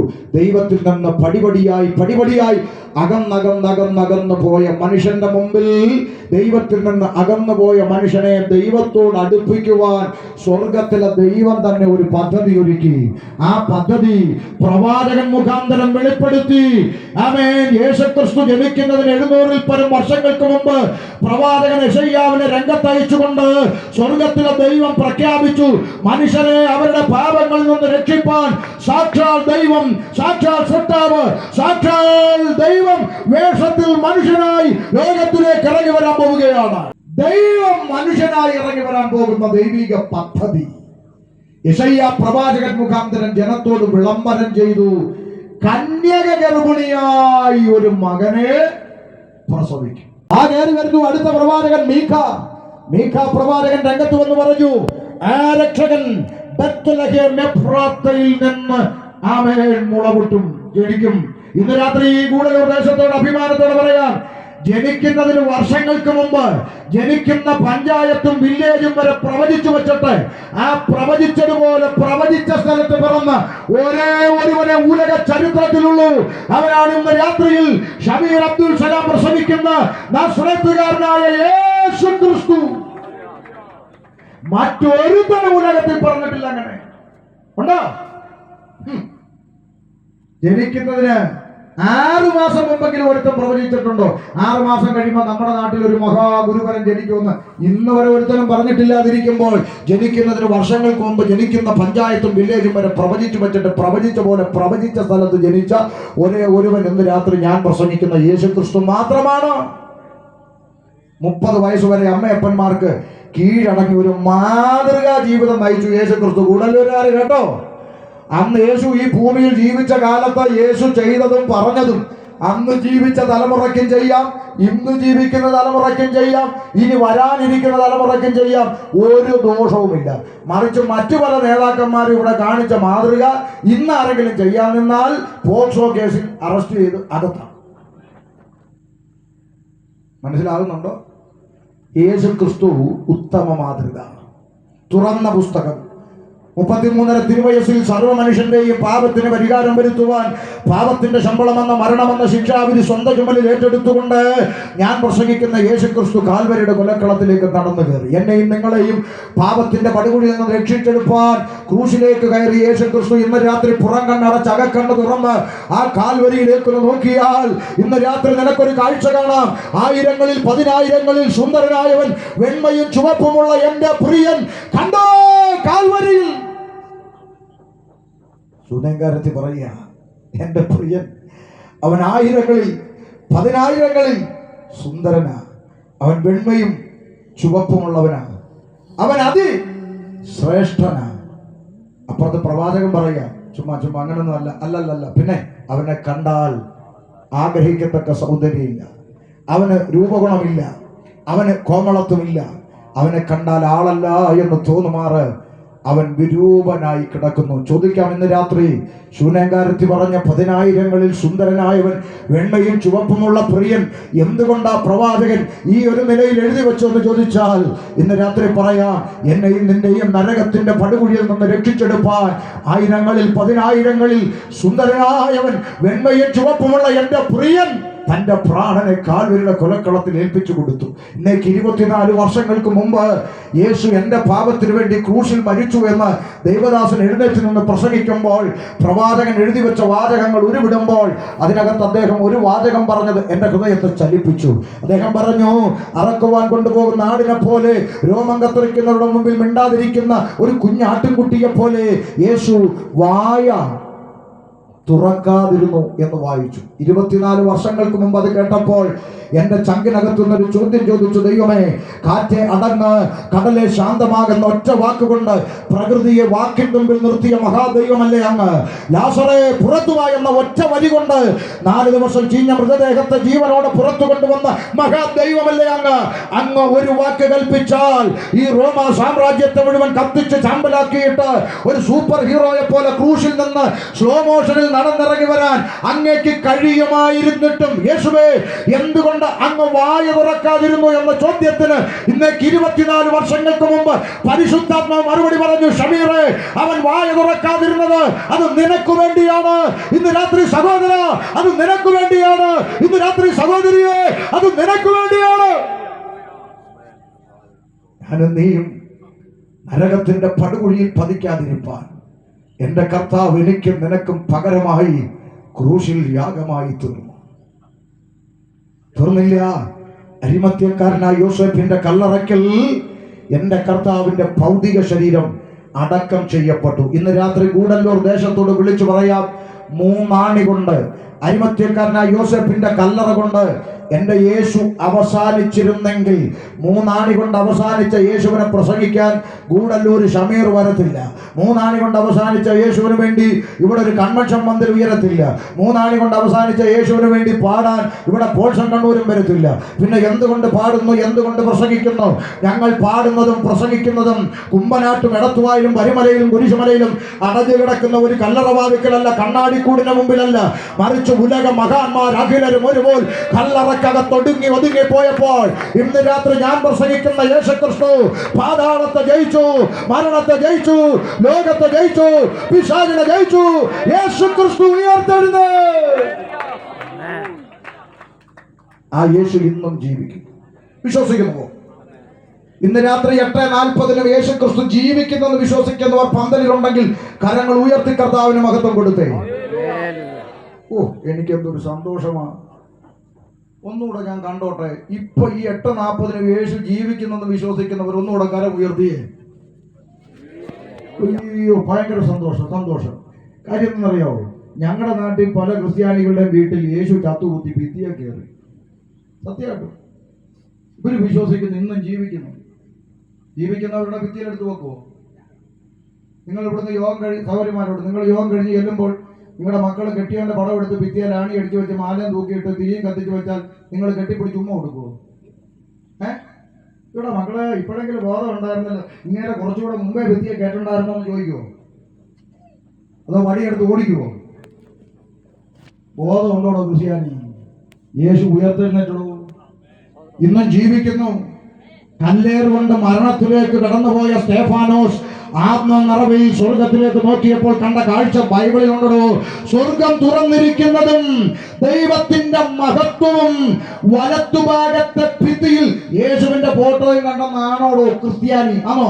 അല്ല. സ്വർഗം തുറന്നിരിക്കുന്നതും ദൈവത്തിന്റെ മഹത്വവും വലത്തുഭാഗത്ത് മനുഷ്യപുത്രന് സദൃശനായവൻ ജീവനോടെ നിൽക്കുന്നത് കണ്ടു എന്ന് തിരുവെടുത്ത് പറയുമ്പോൾ, ജീവനുള്ളവനെ മരിച്ചവനെ പോലെ ആക്കി വച്ചിരിക്കുന്ന ക്രിസ്ത്യാനിയെ നിനക്കയ്യോ കഷ്ടം. യേശു ജീവിക്കുന്നു, മനസ്സിലായോ? അതിനെ ഭാഷ ഞങ്ങൾ പിന്നെ യേശു ജീവിക്കുന്നെന്ന് ഞങ്ങൾക്ക് അറിയാം. പിന്നെ ഞങ്ങളിത് വെച്ചേക്കുന്നത് പ്രാർത്ഥിക്കാനൊന്നുമല്ല, ഞങ്ങളങ്ങനെ മൈൻഡ് ചെയ്യാറില്ല. പിന്നെ നമ്മൾ ഈ പ്രാർത്ഥിക്കുമ്പോൾ ഒരു ഇത് വേണമല്ലോ. ഇത് അങ്ങനെ ഒരു ഇതിനു വേണ്ടി ഞങ്ങൾ ഇത് അവിടെ ഇതിന് വെച്ചേക്കുന്നേ, അല്ലാതെ ഒന്നുമില്ല. ഒരു ഇത് സ്തോത്രം, നല്ലതാ. ഒരു ഇതിന് വെച്ചോ, കുഴപ്പമൊന്നുമില്ല, നല്ലതാ. പിന്നെ എനിക്കൊരു അപേക്ഷയുണ്ട്, അങ്ങനെ വെക്കുമ്പോൾ ഒരിച്ചിരി സ്നേഹം കർത്താവിനോട് ഉണ്ടെങ്കിൽ, ഈ പണ്ടത്തെ ഗോലി സോഡയുടെ കഴുത്ത് പോലെ കവിള് കൊട്ടി കണ്ണും കുഴിഞ്ഞ് പിന്നെ ബാബുവാനെ പോലെ മീശയും പിന്നെ താടിയും മുടിയും വളർത്തി വെച്ചുകൊണ്ടിരിക്കുന്ന രൂപം വെച്ച് അപമാനിക്കാതെ നല്ലൊരു ചിത്രം വരപ്പുകാരനെ വീട്ടിലോട്ട് വിളിപ്പിച്ചിട്ട് വെളിപ്പാട് പുസ്തകം തുറന്നു വെച്ച് പറയണം, താങ്കളുടെ ഉയർത്തെഴുന്നേറ്റ കർത്താവിന്റെ രൂപം ഇതിനകത്തുണ്ട്, നീ എനിക്ക് ഒരെണ്ണം വരച്ചത് വെക്കാൻ. എങ്ങനെ? 7 പൊൻനിലവിളക്കുകളുടെ നടുവിൽ മാറത്ത് പൊൻകച്ച കെട്ടിയവനായി, വെള്ളോതിന് സദൃശമുള്ള കാലുകളുള്ളവനായി, രാജമുടി ധരിച്ചവനായി, തീക്കട്ട പോലെ തിളങ്ങുന്ന അഗ്നിജ്വാലയ്ക്കൊത്ത കണ്ണുള്ളവനായി, സൂര്യനേക്കാളും വെല്ലുന്ന തേജസ്സുള്ളവനായി വെളിപ്പെട്ടു നിൽക്കുന്ന തേജോമയനായ ക്രിസ്തു. വരയ്ക്കാൻ തന്റെ ഉണ്ട്, വരയ്ക്കണോ ക്രിസ്ത്യാനി? ഗോലി തോടയുടെ കഴുത്ത് പോലെ അവള് കൂട്ടി. മനസ്സിലായോ? കുറച്ച് സ്നേഹം കർത്താവിനോട് ഉണ്ടെങ്കിൽ അങ്ങനെ ഒരു ഇത് വെക്കണം. അപ്പോൾ യേശു ഉയർത്തെഴുന്നേറ്റു, തീർന്നില്ല. യേശുക്രിസ്തു സ്വർഗാരോഹണം ചെയ്യും മുമ്പ് തന്നെ അനുഗമിച്ച ശിഷ്യന്മാർക്ക് ഒരു അന്ത്യകൽപ്പന കൈമാറി. എന്താ?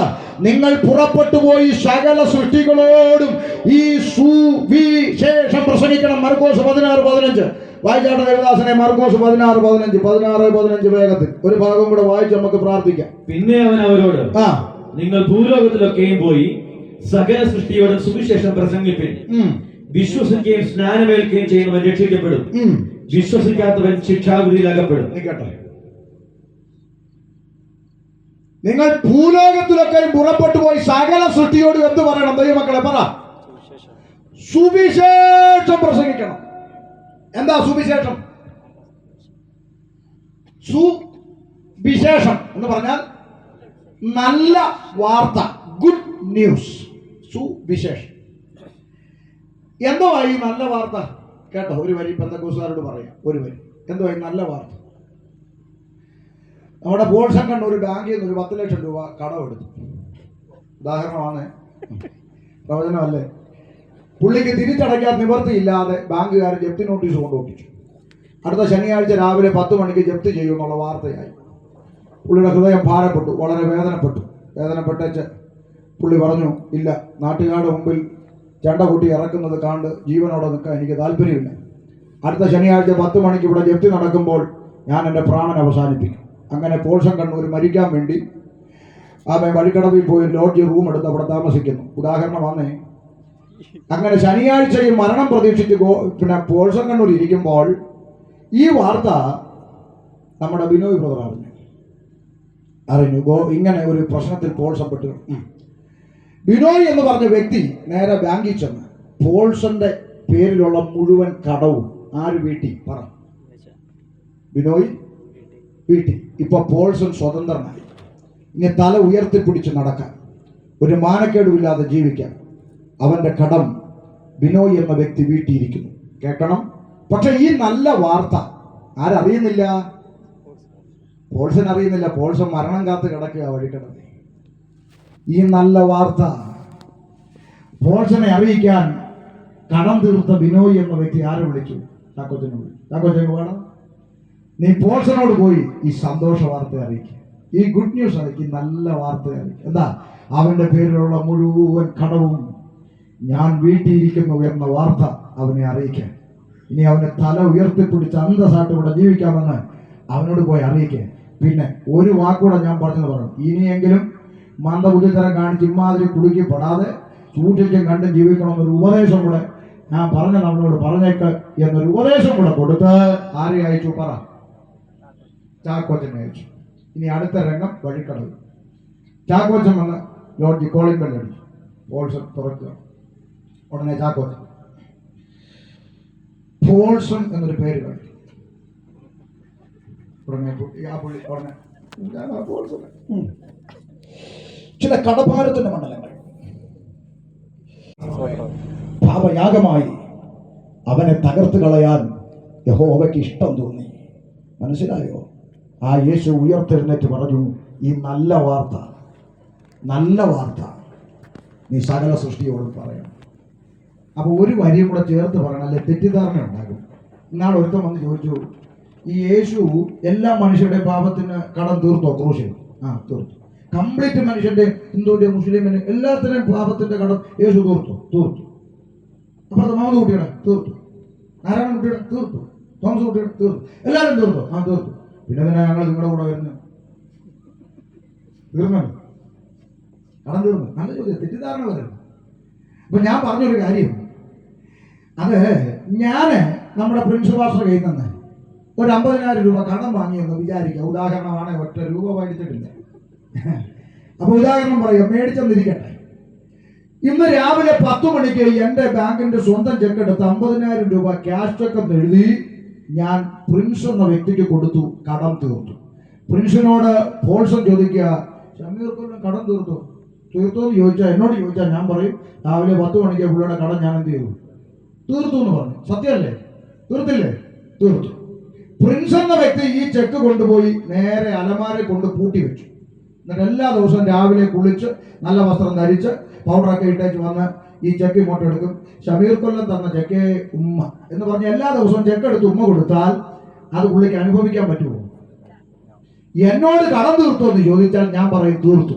ഇനി എന്റെ പാർട്ട് ചെയ്യാനില്ല. ഇനി ചെയ്യേണ്ട പാർട്ട് പ്രിൻസിൻ്റെതാ. ആ ചെക്ക് കൊണ്ടുപോയി ബാങ്കിൽ ചെന്ന് കാശാക്കി കീശയിലാക്കി വെച്ചാൽ അത് ജീവിതത്തിൽ ഉപയോഗിക്കാം. യേശുവിന്റെ പാർട്ട് യേശു ചെയ്തു. കടം തീർക്കേണ്ട ജോലി യേശു ചെയ്തു. അത് നിന്റെ ജീവിതത്തിൽ അനുഭവിക്കണമെങ്കിൽ നിന്റെ ഹൃദയം കൊണ്ട് നീ അത് വിശ്വസിക്കണം, അധരം കൊണ്ട് നീ അത് ഏറ്റുപറയണം. ഈ യേശുക്രിസ്തു എന്റെ പാപത്തിന് വേണ്ടി മരിച്ചു, എനിക്കായി മരിച്ചു, അടക്കപ്പെട്ടു, ഉയർത്തെഴുന്നേറ്റു. അവൻ എന്നെ ചേർക്കാൻ വീണ്ടും വരുമെന്നും ഈ ഉലകത്തിലെ ഏതൊരു കുട്ടി, നാരായണ കുട്ടിയോ മമ്മദ് കുട്ടിയോ തോമസ് കുട്ടിയോ ഏതൊരു കുട്ടി ഹൃദയം കൊണ്ട് വിശ്വസിച്ച് അധരം കൊണ്ട് ഏറ്റുപറയുന്നുവോ, ഒരു നാണയത്തൊട്ട് കൊടുക്കാതെ, ഒരു കിലോമീറ്റർ നടക്കാതെ, ഒരു വെടികുതിരി കത്തിക്കാതെ അവന് സൗജന്യമായി പാപമോചനം ലഭിക്കും.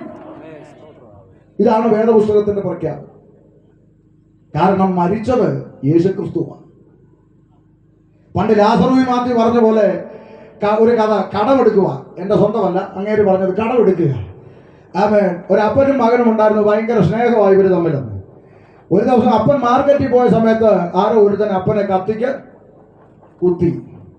കുത്തുകൊണ്ട അപ്പൻ മാർക്കറ്റിൽ കിടന്ന് കുത്തുകൊണ്ട് പൊളയുമ്പോൾ ആരോ മോനോട് പറഞ്ഞു, എടാ നിന്റെ അപ്പനെ ഒരുത്തൻ കുത്തിയെന്ന്. ഈ മോൻ ഓടിച്ചെന്ന് മാർക്കറ്റിൽ ചെന്ന് നോക്കിയപ്പോൾ കുത്തുകൊണ്ട അപ്പൻ അവിടെ കിടന്ന് പൊളയുക. ഉടനെ ഈ മോൻ എന്ത് ചെയ്യുന്നറിയാമോ? അപ്പനെ കുത്തിയ കത്തി വലിച്ചൂരി നേരെ ഷോക്കേസിനകത്ത് കൊണ്ടുവച്ചിട്ട് എല്ലാ ദിവസവും പ്രാർത്ഥിക്കുക, അപ്പനെ കുത്തിയ കത്തിയെ നിനക്ക് സ്വസ്തി. വല്ലതും മനസ്സിലായോ? നീ എന്ത് മോനാടാന്ന് ചോദിക്കേണ്ടി വരും അല്ലേ? എടാ, കുത്തിയ കത്തി എടുത്ത് സ്വസ്തി പറയാനില്ല. മരിക്കാൻ കാരണമായ ആയുധത്തെ അല്ല നീ സ്വസ്തി പറയേണ്ടത്. നിനക്ക് അപ്പനോട് അല്പമെങ്കിലും സ്നേഹമുണ്ടെങ്കിൽ രക്തത്തിൽ കുളിച്ച് കിടക്കുന്ന അപ്പനെ എടുത്ത് ആശുപത്രി കൊണ്ടുപോകുന്നത് ആ സ്നേഹമെന്ന് ആ മനുഷ്യൻ പറഞ്ഞതിന്റെ താല്പര്യം, എനിക്കും നിനക്കും വേണ്ടി ക്രൂശിൽ മരിച്ച യേശുവിനാണ് പ്രാധാന്യം, മരിക്കാൻ കാരണമായ ക്രൂശിനല്ലെന്ന്. മനസ്സിലായോ? കള്ളന്മാര് മരിച്ചതും അതില്ല. പ്രത്യേകത മരിച്ചവനാ. സാക്ഷാൽ ദൈവമായവൻ എനിക്കും നിനക്കും പകരമായി മരിച്ചു. അപ്പൊ ആ യേശുക്രിസ്തു പറഞ്ഞു സകല സൃഷ്ടിയോടും സുവിശേഷം അറിയിക്കണം അന്ത്യകൽപ്പന കൈമാറിയിട്ട് കർത്താവായ യേശുക്രിസ്തു ഒലിവുമലയിൽ നിന്ന് സ്വർഗാരോഹണം ചെയ്യുന്ന ഒരു നിമിഷത്തിലേക്ക് വരികയാണ്. അങ്ങനെ നിൽക്കുമ്പോൾ യേശു സ്വർഗാരോഹണം ചെയ്ത് രൂപാന്തരപ്പെട്ട് കണ്ണിന് മറഞ്ഞു. ശിഷ്യന്മാരെല്ലാം കൂടെ തല ഉയർത്തി നിൽക്കുമ്പോൾ സ്വർഗത്തിൽ നിന്ന് വെള്ളവസ്ത്രധാരിയായ ദൂതന്മാര് ഇറങ്ങി വന്ന് തല ഉയർത്തി നിൽക്കുന്ന ശിഷ്യന്മാരോട് ഒരു വാചകം പറഞ്ഞൊന്ന് വായിച്ചു കൊടുത്താട്ടെ ദേവദാസനെ. അപ്പോസ്തലപ്രവൃത്തി 1-ാം അധ്യായം 11-ാമത്തെ വാക്യം മുതൽ വായിച്ചിട്ട് നമ്മൾ ഒരുമിച്ച് ആരാധിക്കാൻ പോവാ. വായിച്ചോ. 1:11. ഗലീല പുരുഷന്മാരെ നിങ്ങൾ ആകാശത്തിലേക്ക് നോക്കി നിൽക്കുന്നത് എന്ത്? നിങ്ങളെ വിട്ട് സ്വർഗാരോഹണം ചെയ്ത ഈ യേശുവിനെ സ്വർഗത്തിലേക്ക് പോകുന്നവനായി നിങ്ങൾ കണ്ടതുപോലെ തന്നെ അവൻ വീണ്ടും വരും. യേശു വീണ്ടും മടങ്ങി വരും. ഇന്ന് രാത്രി ഗൂഢല്ലൂരിനോട് ഞങ്ങൾ വിളംബരം ചെയ്യുന്നു, യേശു വീണ്ടും മടങ്ങി വരും. ഇത് കേട്ട ശിഷ്യന്മാർ എന്ത് ചെയ്തു? അവർ യെരൂശലേമിന് സമീപത്ത് ഒരു ശബത്ത് ദിവസത്തെ വഴി ദൂരമുള്ള ഒലിവുമല വിട്ട് യെരൂശലേമിലേക്ക് മടങ്ങിപ്പോന്നു. നീ നിർത്തി വായിക്കണം. അവിടെ എത്തിയപ്പോൾ അവർ പാർത്ത മാളികമുറിയിൽ കയറിപ്പോയി. എല്ലാവരും എങ്ങനെ ശ്രദ്ധിക്കണം, ഇനിയുള്ള നിമിഷങ്ങളൊന്ന് ശ്രദ്ധിക്കണം. പത്രോസ് നിൽക്കട്ടെ. ശിഷ്യന്മാര് കർത്താവായ യേശുക്രിസ്തു രൂപാന്തരപ്പെട്ട് കണ്ണിന് മറഞ്ഞപ്പോൾ ശിഷ്യന്മാർ ദൂതന്മാരുടെ അരുളപ്പാടും കേട്ട് ഒലിവുമല വിട്ട് എവിടെ വന്നു? യെരൂശലേമിലേക്ക് തിരിച്ചു വന്നിട്ട് എവിടെ കയറിപ്പോയി? അവർ താമസിച്ചിരുന്ന മാളിക മുറിയിൽ കയറിപ്പോയി. ആണല്ലോ. എല്ലാ ക്രിസ്ത്യാനിയും കേട്ടോണം, ഒരു വരി പോലും ഞങ്ങൾ കൂട്ടത്തില്ല, കുറയ്ക്കത്തില്ല. പുസ്തകത്തിൽ എഴുതിയിരിക്കുന്ന വായിക്കുക. ആ മേളിലോട്ട് കയറിപ്പോയവരുടെ പേര് വിവരം പരിശുദ്ധാത്മാവ് എഴുതി വെച്ചിട്ടുണ്ട്. ഒന്ന് നിർത്തി വായിച്ചേ. ആരാ പത്രോസ്? ഒന്നാമത്തെ മാർപ്പാപ്പ എന്ന് നമ്മുടെ നാട്ടിലെ ക്രിസ്ത്യാനികൾ ഒന്നടങ്കം വിശ്വസിക്കുന്ന ഒന്നാമത്തെ പോപ്പ് എന്ന് പറയുന്ന പത്രോസ് ശ്ലീഹ കയറിപ്പോയി. പോയോ? ബൈബിളിലുണ്ടോ? ഉണ്ട്. പത്രോസ്. അടുത്തത് യോഹന്നാൻ, യാക്കോബ്, അന്ത്രയോസ്, ഫിലിപ്പോസ്, തോമസ് എന്ന് പറഞ്ഞാൽ തോമാസ് ശ്ലീഹ. അപ്പൊ പത്രോസ് ശ്ലീഹ ഉണ്ട്, തോമാസ് ശ്ലീഹ ഉണ്ട്. അടുത്തത് ബർത്തലോമായി, മത്തായി, അൽഫയുടെ മകനായ യാക്കോബ്, എരിവുകാരനായ ശീമോൻ, യാക്കോബിന്റെ മകനായ യൂദ എന്ന് പറഞ്ഞാൽ യൂദാസ് ശ്ലീഹ. അപ്പൊ പ്രധാനപ്പെട്ട 3 പേര് ഞാൻ പറഞ്ഞു: പത്രോസ് ശ്ലീഹ, തോമാസ് ശ്ലീഹ, യൂദാസ് ശ്ലീഹ. ഇവരെല്ലാവരും സ്ത്രീകളോടും യേശുവിന്റെ അമ്മയായ മറിയയോടും. അപ്പൊ 4ാമത്തെ ഒരു പ്രത്യേകത ആരാ? പത്രോസ് ശ്ലീഹ, തോമാസ് ശ്ലീഹ, യൂദാസ് ശ്ലീഹ, യേശുവിന്റെ അമ്മ മറിയ. ഇവരെല്ലാവരും അവന്റെ സഹോദരന്മാരോടും കൂടെ ഒരുവനെപ്പെട്ട് പ്രാർത്ഥന കഴിച്ചു പോകുന്നു. അങ്ങനെ തന്നെയാണോ ബൈബിളിൽ? ആണോ? ക്രിസ്ത്യാനികളെല്ലാം പരിശോധിച്ചോണം. ഒരു വരി പോലും ഞങ്ങൾ കൂട്ടിയിട്ടില്ല, ഒരു വരി ഞങ്ങൾ കുറച്ചിട്ടില്ല. ആ മാളിക മുറിയിൽ കയറിപ്പോയവരുടെ പേര് വിവരങ്ങൾ ഒന്നുകൂടെ പറയാം, വേണമെങ്കിൽ ഒന്നുകൂടെ കേട്ടോ. പത്രോസ്, യോഹന്നാൻ, യാക്കോബ്, അന്ത്രയോസ്, ഫിലിപ്പോസ്, തോമസ്, ബർത്തലോമായി, മത്തായി, അൽഫയുടെ മകനായ യാക്കോബ്, എരിവുകാരനായ ശീമോൻ, യാക്കോബിന്റെ മകനായ യൂദ. ഇവരെല്ലാവരും സ്ത്രീകളോടും യേശുവിന്റെ അമ്മയായ മറിയോടും അവന്റെ സഹോദരന്മാരോടും ഒപ്പം ഒരുമനപ്പെട്ട പ്രാർത്ഥന കഴിച്ചു പോന്നു. അങ്ങനെ പ്രാർത്ഥിച്ചുകൊണ്ടിരുന്നപ്പോൾ എന്ത് സംഭവിച്ചു? 2-ാം അധ്യായം 1-ാം വാക്യം വായിച്ചു ദേവദാസൻ. പെന്തക്കോസ്ത് നാൾ വന്നപ്പോൾ ഇവരെല്ലാവരും അവിടെ മര്യാദയ്ക്ക് പ്രാർത്ഥിച്ചുകൊണ്ടിരുന്നപ്പോൾ അവരുടെ ഇടയിലോട്ട് കുറച്ച് പെന്തക്കോസ്തുകാർ വന്നപ്പോൾ. അങ്ങനാണോ? പെന്തക്കോസ്തുകാർ വന്നപ്പോൾ ആണോ? അങ്ങനെ ഒരു കാറും ഇല്ല അമ്മച്ചി. പെന്തക്കോസ്ത് നാൾ വന്നപ്പോൾ. അതെന്തുവാ? 50-ാം പെരുന്നാൾ ദിവസം, ഡേ ഓഫ് പെന്തക്കോസ്റ്റ്, പന്തക്കുസ്ത പെരുന്നാൾ ദിവസം വന്നപ്പോൾ എല്ലാവരും ഒരു സ്ഥലത്ത് ഒന്നിച്ചു കൂടിയിരുന്നു. എല്ലാവരും ആരാന്ന് ഇനി പറയണ്ടല്ലോ. പത്രോസ്, യോഹന്നാൻ, യാക്കോബ്, അന്ത്രയോസ്, ഫിലിപ്പോസ്, തോമസ്, ബർത്തലോമായി, മത്തായി, അൽഫയുടെ മകനായ യാക്കോബ്, എരിവുകാരനായ ശീമോൻ, യാക്കോബിന്റെ മകനായ യൂദ. ഇവരെല്ലാവരും സ്ത്രീകൾ, യേശുവിന്റെ അമ്മ മറിയ, സഹോദരങ്ങൾ എല്ലാവരും ഒന്നിച്ചു കൂടിയിരുന്നു. പെട്ടെന്ന് കൊടിയ കാറ്റടിക്കുന്ന പോലെ ആകാശത്ത് നിന്ന് ഒരു മുഴക്കമുണ്ടായി. അവർ ഇരുന്നിരുന്ന വീട് മുഴുവനും നിറച്ചു. അഗ്നിജ്വാല പോലെ പിളർന്നിരിക്കുന്ന നാവുകൾ അവർക്ക് പ്രത്യക്ഷമായി അവരിൽ ഓരോരുത്തരുടെ മേൽ പതിഞ്ഞു. സമയമില്ല, എന്നാലും ഒരു വരി പറയാം പെന്തക്കോസ്തുകാരോട്. അഗ്നിജ്വാല പോലെ പിളർന്നിരിക്കുന്ന പരിശുദ്ധാത്മാവെന്നാണോ, അഗ്നിജ്വാല പോലെ പിളർന്നിരിക്കുന്ന നാവെന്നാണോ? നാവെന്നാ. പരിശുദ്ധാത്മാവ് തീ എന്ന് പറഞ്ഞു നടക്കുന്ന ക്ഷുദ്രജീവികൾ ഓർത്തോണം, പരിശുദ്ധാത്മാവിനെ തീയാട്ടൊന്നും വേദപുസ്തകം പറഞ്ഞിട്ടില്ല. ഇപ്പൊ അങ്ങ് തീ പോലെ അഗ്നി അഭിഷേകം, തീ പോലെ കണ്ടോ? എടുക്കപ്പെട്ടെന്ന് തോന്നുന്നു. അനക്കോടി സ്തോത്രം. ഇപ്പൊ ചില ആളുകൾ പറയും, പാസ്റ്ററെ യോഹന്നാൻ സ്നാപകൻ വിളിച്ചു പറഞ്ഞല്ലോ, എൻ്റെ പിന്നാലെ വരുന്നവൻ്റെ ചെരുപ്പിൻ്റെ വാറെടുപ്പാൻ ഞാൻ യോഗ്യനല്ല, ഞാൻ നിങ്ങളെ വെള്ളം കൊണ്ട് സ്നാനം കഴിപ്പിക്കും, എൻ്റെ പിന്നാലെ വരുന്നവൻ നിങ്ങളെ പരിശുദ്ധാത്മാവ് കൊണ്ടും തീ കൊണ്ടും സ്നാനം കഴിപ്പിക്കുമെന്ന് യോഹന്നാൻ. അതോ ഉത്തരം, യോഹന്നാൻ സ്നാപകൻ പ്രസംഗിച്ചത് സഭയോടാണോ? പറയങ്ങോട്ട്. യോഹന്നാൻ സ്നാപകൻ അഡ്രസ് ചെയ്ത നിങ്ങൾ ആരാ? ഒന്ന് യഹൂദൻ, യഹൂദരല്ലാത്ത സകലരെയും ബൈബിൾ വിളിച്ചിരിക്കുന്നത് ജാതികൾ അല്ലെങ്കിൽ വിജാതികൾ. യഹൂദരോടും ജാതികളോടും യോഹന്നാൻ സ്നാപകൻ പറയുക, എൻ്റെ പിന്നാലെ ഒരുവൻ വരുന്നുണ്ട്, അവൻ്റെ ചെരുപ്പിൻ്റെ വാറഴുപ്പാൻ ഞാൻ യോഗ്യനല്ല, ഞാൻ നിങ്ങളെ വെള്ളം കൊണ്ട് സ്നാനം കഴിക്കും, അവൻ നിങ്ങളെ പരിശുദ്ധാത്മാവ് കൊണ്ട് തീ കൊണ്ട് സ്നാനം കഴിക്കും. എന്താ അതിൻ്റെ അർത്ഥം? തൊട്ട് താഴോട്ട് വായിക്കണം. വീശുമുറം അവൻ്റെ പക്കൽ ഉണ്ട്, അവൻ വീശാൻ അധികാരമുള്ളവനാണ്, അവൻ വീശും, നല്ലത് വേർതിരിക്കും, ആകാത്തത് അവൻ തീയിലിട്ട് ചുട്ടുകളയും. താഴോട്ട് എഴുതിയേക്കുക, താഴോട്ടുള്ളത് വായിക്കത്തില്ല. ചുട്ടുകള എന്ന് പറഞ്ഞാൽ ന്യായം വിധിക്കാനുള്ള യേശുക്രിസ്തുവിന്റെ അധികാരത്തെയാണ് സ്നാപക യോഹന്നാൻ അവിടെ വെളിപ്പെടുത്തിയത്. അതിന് എന്ത് തെളിവാ ഭാഷയുള്ളത്? തെളിവ് തരാം. യോഹന്നാൻ 5:22, 5:27 എടുക്കണ്ട, പറഞ്ഞു തരാം. എല്ലാവരും പിതാവിനെ ബഹുമാനിക്കുന്നത് പോലെ പുത്രനെയും ബഹുമാനിക്കേണ്ടതിന് പിതാവ് ആരെയും ന്യായം വിധിക്കാതെ ന്യായവിധി എല്ലാം പുത്രന് കൊടുത്തിരിക്കുന്നു. തെളിവ് 1, 5:22. ഇനി 5:27, അവൻ മനുഷ്യപുത്രനാകയാൽ ന്യായവിധി നടത്താൻ അവന് അധികാരവും നൽകിയിരിക്കും. ഒന്നിനു പകരം 2 തെളിവ് ന്യായം വിധിക്കാനുള്ള യേശുവിന്റെ അധികാരം. ഒന്നുകൂടെ പച്ചയ്ക്ക് പറഞ്ഞാൽ, യഹൂദന്മാരോട് സ്നാപകൻ വിളിച്ചു പറയുന്നു, ഇന്ന് ഏത് യേശുവിനെ നീ വേണ്ടാന്ന് പറയുന്നു, അതേ യേശു നിന്നെ ന്യായം വിധിക്കുമെന്ന് ഓർത്തോ. ഇതാ പറഞ്ഞത്.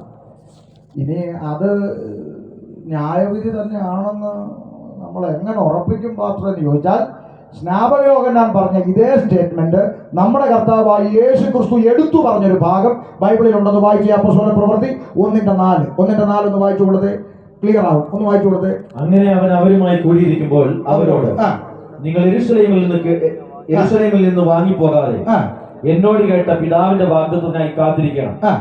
യോഹന്നാൻ വെള്ളം കൊണ്ട് സ്നാനം കഴിപ്പിച്ചു, നിങ്ങൾക്കോ ഇനി ഏറെ നാൾ കഴിയും മുൻപേ പരിശുദ്ധാത്മാവ് കൊണ്ട് സ്നാനം ലഭിക്കും എന്ന് കൽപ്പിച്ചു. അപ്പോ യേശു പറഞ്ഞ ഈ നിങ്ങളാരാ? യേശു പറഞ്ഞ നിങ്ങളാരാ? ശിഷ്യന്മാർ, സഭ. സഭയോട് ഇത് പറയുമ്പോൾ കർത്താവ് എന്ത് കട്ട് ചെയ്തു? തീ കട്ട് ചെയ്തു. സഭ തീക്കായി വിളിക്കപ്പെട്ടവരല്ല, സഭ പരിശുദ്ധാത്മാവിനായി വിളിക്കപ്പെട്ടവരാണ്. സഭയ്ക്ക് തീയില്ല, സഭയ്ക്ക് പരിശുദ്ധാത്മാവാണ്. മനസ്സിലായോ? നീ ഇതെങ്ങനൊക്കെ പറഞ്ഞു കൊടുത്താലും ചിലത് ഒറ്റ പാസ്റ്റർ എന്താ പറഞ്ഞാലും ശരി, പരിശുദ്ധാത്മാവ് തീയാ തീയാ തീയ. ആയിക്കോട്ടെ. നിങ്ങൾ ഈ തീയുടെ പുറകെ പോയിക്കോ, ഒടുവിൽ ചെന്ന് വീഴുന്ന സ്ഥലത്തും ഹോൾസെയിൽ തീയ. സന്തോഷിക്കാട്ടെ. അപ്പൊ വേദപുസ്തകം പഠിക്കാതെ തീ പോലെ കുന്നുക, എല്ലാം കൂടെ തീ പോലെ. മനസ്സിലാവുന്നുണ്ടോ? അത് എങ്ങനെ? വേദപുസ്തകത്തെ കുറിച്ച് എന്താണെന്ന് അറിയാതെ ഓരോന്ന് പാട്ട് ഒരു പാട്ട് എഴുതുന്നതിന് വേദപുസ്തകത്തിൽ പ്രമാണം ഉണ്ടെന്ന് ആദ്യം പഠിക്കണം. ഒരു പാട്ട് എഴുതുന്നതിന് പ്രമാണം ഉണ്ടറിയാവോ? ഇതൊക്കെ ഇനി പഠിപ്പിക്കാൻ നേരമില്ല, എങ്കിലും പറഞ്ഞു വിടാം. ആവർത്തന പുസ്തകത്തിൽ യഹോവയായ ദൈവം മോശയോട് പറയുക, മോശേ, ഇന്ന് ഞാൻ നിന്നോട് കൽപ്പിക്കുന്ന എൻ്റെ വചനങ്ങൾ നീ നിന്റെ തലമുറയോട് പഠിപ്പിച്ചു കൊടുക്കണം. ഇരിക്കുമ്പോഴും എഴുന്നേൽക്കുമ്പോഴും നടക്കുമ്പോഴും കിടക്കുമ്പോഴും എല്ലാം അവയെക്കുറിച്ച് നിന്റെ മക്കളോട് സംസാരിക്കണം. അത് അവരുടെ വായിൽ ഒരു വായ്പാട്ടായിരിക്കണം. പഴയ നിയമം. ഇനി പുതിയ നിയമം പറയുക, ആമേ, സങ്കീർത്തനങ്ങളാലും സ്തുതികളാലും ആത്മിക ഗീതങ്ങളാലും തമ്മിൽ പഠിപ്പിച്ചു. അങ്ങനെ ആ കൊലോസ്യ ലേഖനം. ഇത് രണ്ടും കൂടെ ഒന്ന് കണക്ട് ചെയ്ത് നോക്കേ. ദൈവത്തിന്റെ കൽപ്പന അത് പാട്ടായി പാടി അത് തമ്മിൽ പഠിപ്പിക്കുന്ന അനുഭവമായി മാറണം. ഇനി അതിന്റെ തെളിവ് നമ്മൾ നമ്മുടെ സഭയിൽ കൊച്ചിനോട് പറയുക, കുഞ്ഞ് അടുത്ത ഞായറാഴ്ച വരുമ്പോൾ 84-ാം സങ്കീർത്തനം കാണാതെ പഠിച്ചുകൊണ്ട് വരണം. കൊച്ചു പറയോ, എനിക്കത് കാണാതെ പഠിക്കണം. മമ്മി പറഞ്ഞു പറ്റത്തില്ല, നീ പഠിച്ചോ പറ്റത്തോടി എന്ന് പറഞ്ഞു. അപ്പം വന്നിട്ട് പറഞ്ഞു, നീ ചുമ്മാ കൊച്ചിനെ പേടിപ്പിക്കാതെ, മകളിഞ്ഞ് വന്നേ. എന്നിട്ട് അപ്പം പറഞ്ഞു, മോൻ അത് പഠിക്കണ്ട, സാരമില്ല, പപ്പ ഒരു പാട്ട് പഠിപ്പിച്ചു തരാം. പപ്പ പഠിപ്പിച്ചു കൊടുത്തു. മനോഹരം യാഹേ നിന്റെ ആലയം, എന്തൊരാനന്ദം തവ പ്രകാരങ്ങളിൽ. അതേത് സങ്കീർത്തനമാണ്? പറ. 84. അപ്പോ 84-ാം സങ്കീർത്തനം കാണാതെ പഠിക്കാൻ പറ്റാത്ത കൊച്ച് 84-ാം സങ്കീർത്തനത്തിന്റെ പാട്ട് സഭയിൽ പാടിയപ്പോൾ, സഭ മുഴുവൻ അത് ഏറ്റുപാടിയപ്പോൾ 84-ാം സങ്കീർത്തനം തമ്മിൽ പഠിപ്പിക്കുന്ന അനുഭവമായി അത് മാറി. അതാണ് പാട്ട്. ഇന്ന് ഇത് വല്ല വെളിവും വെള്ളിയാഴ്ച ഇല്ലാതെ ഓരോന്ന് രാവിലെ എഴുന്നേറ്റ് ഉറക്കപ്പിച്ചിൽ അങ്ങ് എഴുതും. എന്താ പറയാനാ, എന്തിനിപ്പോ ചെയ്യാനാ, പണ്ടേ ഞാനൊരു തല്ലിപ്പൊളി. നമ്മളിപ്പോ എന്നാ വേണം? ഓരോന്ന് പാട്ട് ഇങ്ങനെ. ഉയ്യന്റെ ദൈവദാസനെ ഇതൊക്കെ സങ്കടമാണ്. മനസ്സിലായോ? അന്ന് വെളുക്കുമ്പോൾ ഒന്ന് ഇങ്ങനെ ഞാൻ ചില വാക്കുകളൊന്നും ഇവന്മാർ കാണല്ലേ എന്ന് ഞാൻ പ്രാർത്ഥിച്ചുകൊണ്ടിരിക്കുക. ഇസ്രായേലെ കോഴി തന്റെ കുഞ്ഞുങ്ങളെ ചിറകിൻ കീഴെ മറയ്ക്കുന്ന പോലെ പലവട്ടം നിന്നെ ചേർക്കാൻ എനിക്ക് മനസ്സായിരുന്നു, നിനക്കോ അപ്പൊ അവിടെ പിതാവായ ദൈവത്തെ ഉപമിച്ചിരിക്കുന്ന എന്തിനോടാ? അമ്മ കോഴിയോട്. ഈ പേ പിടിച്ചവനെങ്ങാണ് നാളെ ഈ വരി കണ്ടാലോ, കോഴി പോലെ ഇറങ്ങണത് ചുണ്ടും കൊണ്ട് കൊത്ത്, അപ്പോഴും നിങ്ങളതുള്ളൂ. ഇതൊന്നും അവന്മാര് കാണാതിരിക്കട്ടെ. സ്തോത്രം. അപ്പൊ അതുകൊണ്ട് ഇവിടെ എഴുതി വച്ചിരിക്കുക, അഗ്നിജ്വാല പോലെ പുലർന്നിരിക്കുന്ന നാവുകൾ അവർക്ക് പ്രത്യക്ഷമായി അവരിൽ ഓരോരുത്തരുടെ മേൽ പതിഞ്ഞു. അടുത്ത വാക്ക് വായിച്ച് പ്രാർത്ഥിക്കാം. വായിച്ചു. എല്ലാവരും പരിശുദ്ധാത്മാവ് നിറഞ്ഞവരായി ആത്മാവ് അവർക്ക് ഉച്ചരിപ്പാൻ നൽകിയതുപോലെ അന്യഭാഷകളിൽ സംസാരിച്ചു തുടങ്ങി. നിൽക്കട്ടെ, അന്യഭാഷകളിൽ സംസാരിച്ചു തുടങ്ങി. ഈ അന്യഭാഷ പറയുന്ന കൂട്ടത്തെയാണ് നാട്ടുകാരെന്തോ വിളിക്കുന്നത്? പെന്തിക്കോസ്. അങ്ങനെയാണെങ്കിൽ ഒന്നാമത്തെ പെന്തക്കോസുകാരൻ പത്രോസ്, ഒന്നാമത്തെ പെന്തക്കോസുകാരൻ തോമസ്, ഒന്നാമത്തെ പെന്തക്കോസുകാരൻ യൂദാസ്, ഒന്നാമത്തെ പെന്തിക്കോസുകാരി മറിയ. അന്യഭാഷ പറഞ്ഞല്ലേ? അതുകൊണ്ട് പെന്തിക്കോസുകാർക്ക് അമ്മ ഇല്ലെന്നെങ്ങാണോ ആരെങ്കിലും പറഞ്ഞ നേരെ നിന്ന് പറയണം, നിങ്ങളുടെ പള്ളി ഫോട്ടോ അല്ലേ ഉള്ളൂ, ഞങ്ങളുടെ കൂടെ ജീവനോടിരുന്ന് അന്യഭാഷ പറഞ്ഞ് പുസ്തകത്തിലുണ്ട്. അതിന്റെ തലമുറയാണ് ഞങ്ങളും. മനസ്സിലായോ? എല്ലാവരും പരിശുദ്ധാത്മാവ് നിറഞ്ഞവരായി. ആ പരിശുദ്ധാത്മാവിന്റെ നിറവിൽ ഒരാൾ പ്രസംഗിക്കാൻ എഴുന്നേറ്റു. ആരാ? പറ. പത്രോസ്. പോപ്പ് അങ്ങോട്ട് എഴുന്നേറ്റ് ആത്മാവിന്റെ നിറവിൽ ഒറ്റ പ്രസംഗം. എന്ത് സംഭവിച്ചു? 2:37. ഇത് കേട്ടിട്ട് അവർ ഹൃദയത്തിൽ കുത്തുകൊണ്ട് ഒന്നൊന്ന് പറഞ്ഞേ, സഭ പറഞ്ഞേ, എന്തുകൊണ്ട്? പറ, വേഗം പറ. നിങ്ങളുടെ ആരുടെയെങ്കിലും ബൈബിളിൽ ഇത് കേട്ടിട്ട് അവർ ഇക്കിളി പൂണ്ടു, അങ്ങനെ ഉണ്ടോ? പിന്നെ എന്തുവാ? കുത്തുകൊണ്ടു. അപ്പൊ ഒരു കാര്യം സമ്മതിച്ചിട്ട് ഈ പന്തലിൽ നിന്ന് പോകാവുള്ളൂ. വേദപുസ്തകത്തിൽ പറയുന്ന യേശു വാഗ്ദത്തം ചെയ്ത പിതാവിങ്കൽ നിന്ന് പുറപ്പെട്ട ബൈബിളിലെ പരിശുദ്ധാത്മാവ് നിറഞ്ഞവൻ ആത്മനിറവിൽ എഴുന്നേറ്റു എന്ന് പ്രസംഗിച്ചാൽ കേൾക്കുന്നവർക്ക് എന്തുകൊള്ളും? പറ. കുത്തുകൊള്ളും. മനസ്സിലായോ? അപ്പൊ കുത്തുകൊള്ളുന്നെങ്കിൽ ഓർത്തോണം, അങ്ങേര് ആത്മാവില്ല. മനസ്സിലായോ? ഇന്ന് നമുക്ക് കുത്തുകൊള്ളുന്ന പ്രസംഗമൊന്നും. ഇന്ന് നമ്മുടെ കൺവെൻഷൻ കഴിഞ്ഞ് കേരളത്തിലെ ആളുകൾ എഴുന്നേറ്റ് പോകുമ്പോൾ ഫോണിൽ 5 മിസ് കോള് വിളിച്ചായിരുന്നോടി. വിളിച്ചു. പിന്നെ എടുക്കാൻ പറ്റില്ല, കൺവെൻഷനിലായിരുന്നു. എങ്ങനെ ഉണ്ടായിരുന്നു? എന്ന് പറഞ്ഞായിരുന്നടി. അയ്യോ 11 മണി വരെ ഇതായിപ്പോ അവസ്ഥ. മനസ്സിലായോ? കുത്തുകൊള്ളുന്ന അനുഭവമൊന്നും വേണ്ട. നീ എങ്ങാനും കുത്തുകൊണ്ടാലോ, ഇന്ന് വിളിച്ചിരിക്കട്ടെ ഇങ്ങനെ ഇനി മേല വേണ്ട. കുത്തുകൊണ്ടു. എന്നിട്ട് എന്ത് ചെയ്തു? പ്രസംഗിച്ച ഉപദേശിയുടെ കൊങ്ങാക്കി പിടിച്ചതാണോ വായില്? അവർ പത്രോസിനോടും ശേഷം അപ്പോസ്തലന്മാരോടും സഹോദരന്മാരായ പുരുഷന്മാര് ഞങ്ങൾ എന്തു ചെയ്യേണ്ടു എന്ന് ചോദിച്ചു. പത്രോസ് അവരോട് അത് വായിച്ച് പുസ്തകം അടച്ചു. പത്രോസ് അവരോട് നിങ്ങൾ മാനസാന്തരപ്പെട്ട് നിങ്ങളുടെ പാപങ്ങളുടെ മോചനത്തിനായി ഓരോരുത്തൻ യേശുക്രിസ്തുവിന്റെ നാമത്തിൽ സ്നാനമേൽപ്പിൻ, എന്നാൽ പരിശുദ്ധാത്മാവിന്റെ ദാനം ലഭിക്കും. മതി. പുസ്തകം അടച്ചു. പത്രോസ് അവരോട്, പോപ്പ് അവരോട്, നിങ്ങൾ മാനസാന്തരപ്പെട്ട് നിങ്ങളുടെ പാപങ്ങളുടെ മോചനത്തിനായി ഓരോരുത്തൻ മാനസാന്തരപ്പെട്ട് സ്നാനമേൽപ്പി. ഒരു നാണയത്തുട്ട് കൊടുക്കണ്ട, 1 കിലോമീറ്റർ നടക്കണ്ട, ഒരു മെഴുകുതിരി കത്തിക്കണ്ട, കുരിശിൽ ചുമന്ന് റോഡിൽ കൂടെ നടന്ന് മുട്ടിലെ പെയിന്റ് ഒന്നും കളയണ്ട, ഒരൊറ്റ രൂപ ചെലവില്ല. ഷമീർ കൊല്ലം പറഞ്ഞതല്ല, പെന്തിക്കോസുകാർ പറഞ്ഞതല്ല. ഒന്നാമത്തെ പോപ്പ് വിളിച്ചു പറയുക, ഏദൻ തോട്ടത്തിൽ വെച്ച് നഷ്ടപ്പെട്ടു പോയ പുത്രത്വം തിരികെ ലഭിക്കണോ? അകത്ത് കയറിയ പാപത്തിൽ നിന്ന് മോചനം വേണോ? ഒരേ ഒരു വഴി, മാനസാന്തരപ്പെട്ട് സ്നാനമേൽപ്പി. ഒരു നിമിഷം നമുക്ക് ദൈവസന്നിധിയിൽ എഴുന്നേറ്റ്. ഇന്നലെയും ഇന്നുമായി ഒരു കൊച്ചു കുഞ്ഞിനെ മനസ്സിലാകുന്നത് പോലെ ശാന്തമായി നിർമ്മലമായ സുവിശേഷം, തെറ്റും ശരിയും, മലിനവും നിർമ്മലിനവും, സത്യവും അസത്യവും വേർതിരിച്ച് പരിശുദ്ധാത്മാവ് ദേശത്തോട് ഇടപെട്ടു. കർത്താവേ, ഞാനൊരു പാപിയാണ് എന്നെനിക്ക് ബോധ്യം വന്നിരിക്കുന്നു. ഇന്ന് രാത്രി 1 മണിക്കൂർ എന്റെ ആയുസ്സിനെ കൂട്ടിത്തന്നാൽ, 1 ദിവസം എന്റെ ആയുസ്സിനെ നീട്ടിത്തന്നാൽ ഞാൻ അങ്ങയുടെ കൽപ്പന അനുസരിക്കാൻ തയ്യാറാണെന്ന് ഇന്ന് രാത്രി ഇരിക്കുന്ന നിപ്പി കിടക്കുന്ന കിടപ്പാടത്തിൽ ഈ ശബ്ദപരിധിയിൽ ആരവനെ ഏറ്റുപറയും? സ്നേഹിത, സഹോദര, സഹോദരി, ഇന്ന് രാത്രി ജീവന്റെ പുസ്തകത്തിൽ നിന്റെ പേർ എഴുതി ചേർക്കപ്പെടുവാനിടയാകും. നാം വായിച്ച വേദഭാഗത്തിൽ ഇങ്ങനെ പറഞ്ഞു, തനിക്കായി കാത്തു നിൽക്കുന്നവരുടെ രക്ഷയ്ക്കായി യേശു പാപം കൂടാതെ വേഗത്തിൽ വെളിപ്പെടാൻ പോകുകയാണ്.